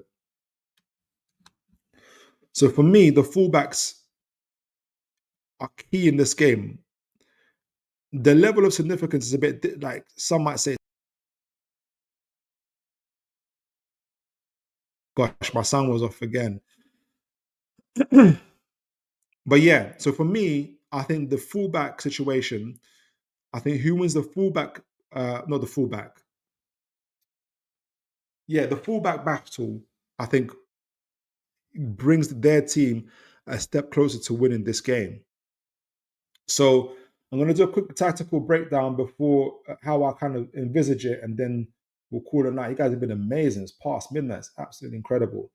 So let me quickly do this and kind of give. I had a lot more, but it's time. Let me share. So, where is my tactics board? Here we go. Make sure you guys can see that. Yeah, you can. So this is what I mean. Going back to the tactics board. So yeah, I think we keep the same team. I don't think Eddie Howe changes. I think if Livramento or Hall are fit, which I think they will be, I think they start. I think they play, in my opinion. And I think we're not too dissimilar to the tactics we employed against Man City. I think what's going to be very, very key is our approach, is our ability to win the win-back battle, right? So it's going to be how much can Livramento and Hall, and I think their energy will be telling, because you want to see Barnes here. We all want to see Barnes here. We want to see Voltamata here, surrounded by Murphy, and possibly Tonali where we can, whoever, in these type of situations. And Bruno possibly maintaining number 6 role to help us in the build-up. Tonali versus O'Reilly, Joe Linton versus Højbjerg. Goodness gracious. That's going to be a battle for the ages. And I don't mind. I know obviously Aubameyang's got pace, so does Malik Chow. Gomez has a little bit less pace. But you're going to see Greenwood being very, very dangerous as well. But depending on which side we choose to play on, so if Chow wants to go down the right side, it's going to be Livramento's ability to bomb down that right side and force the likes of Power to have to follow him, but create these type of triangles with with Voltamata and Murphy. Ballardi, who's going to have to follow Voltamata, is going to be drawn to him, and that's where you're going to get the likes of Tonali getting into these spaces as well. It's going to be absolutely key. Either Tonali and or Barnes, or both, as you saw in the highlights, getting into these spaces and dragging players over. But it all starts with these fullbacks, right? Now, Marseille are going to want to do their own thing as well, and Greenwood is going to be key to that. They're going to play out from the back, and they're not going to care. They're going to even use their goalkeeper. Sometimes it's going to be their goalkeeper doing this, Pavard here, Emerson going there, Voltamata. Let me bring these guys back. So let me bring these guys back. So Pavard here, Ballardi joining the midfield here. Allowing Pacquiao to go in here, Greenwood and or Weah here. Greenwood will be part of the play. Where's Højbjerg? So Højbjerg's here. O'Reilly.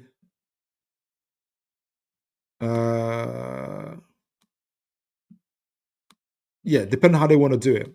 Either with the goalkeeper,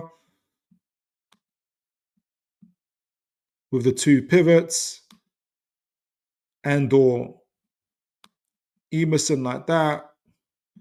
Depending on how they want to do it. Play out from the back. How getting onto it. No matter what they're going to do, they're going to play out from the back. So it's going to be interesting to see how we're going to press. Now, we're pressed very, very well against Man City. It's impossible to keep Man City at bay, but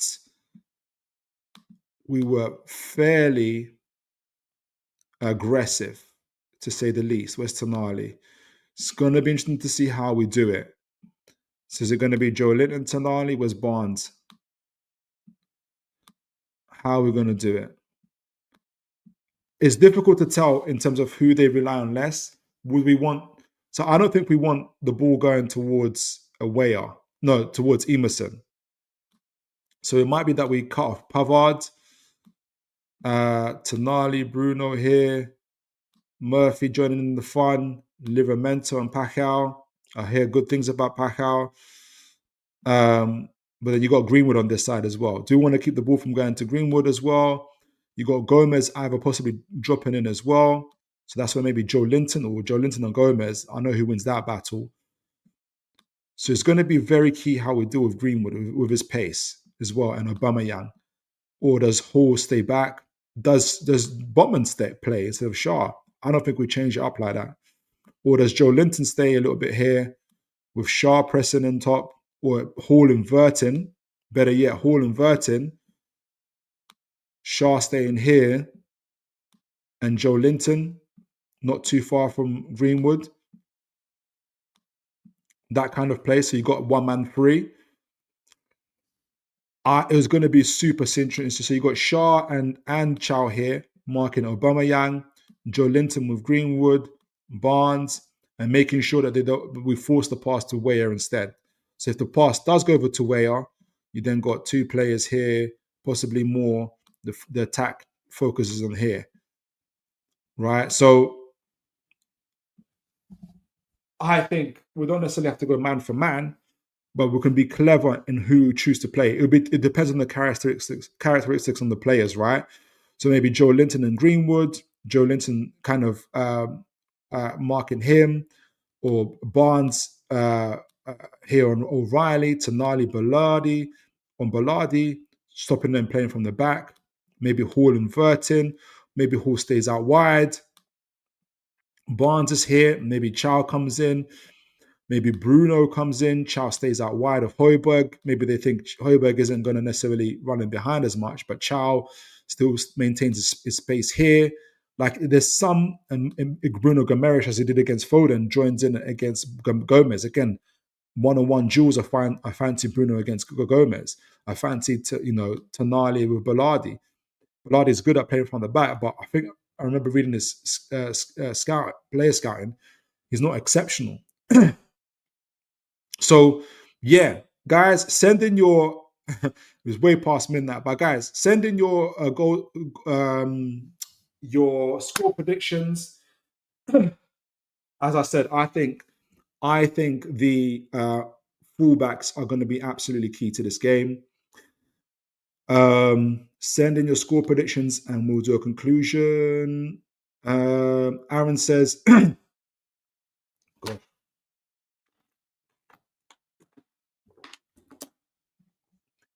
They definitely prioritize them overloads and movements on the left and look to shift to where the space is. Exactly. Absolutely.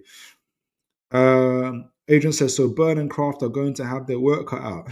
I hope it's not Burn and Kraft, honestly. Aaron says, I think Burn comes back in the way. Howe leaves him out. I think so too. The team I think Howe goes with is Pope, Kraft, Chow, Burn, Tino, Bruno, Sandro, and Joe Linton, Ramsey, Langa, and Gordon in front three. Wow, that's a proper rotation. I haven't seen Howe do that before, but if you get it right, fair play to you. Aaron says, or if he doesn't trust Kraft, shifts Chow to right back and Shaw comes in. I don't think he wants, because he has to then who's going to look after Aubameyang, and Greenwood they're just going to move centrally. I think he keeps and he then I think he's in danger of ruining the momentum he created from the City game. So I think he keeps them. Wobojog says, in transition, if your team glitches like your equipment, Greenwood will bury you. Absolutely. If any team glitches like my equipment, we're all done for. Absolutely. Guys, send in your score predictions and we'll wrap things up. Aaron says, Aubameyang will need runners beyond him. He's 36. If we keep them out wide, he will be starved of service in the central runs. This could be good for us. I don't disagree. Absolutely. Aaron goes for a 1-0 win. Adrian goes for a 1-0 win. Do you know what? I don't disagree with you guys. I'm going to be, again, this is me believing that Livramento and Hall play. I think we can be even more impressive in this game. I'm going to go for a... I want to go for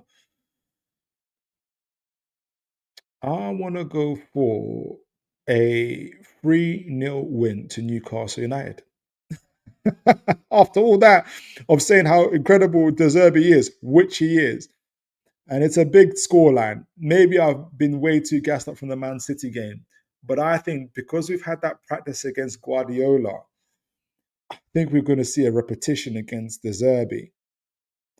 And I think we're ready for it. So I'm going to go for 3-0, bravely as I can be.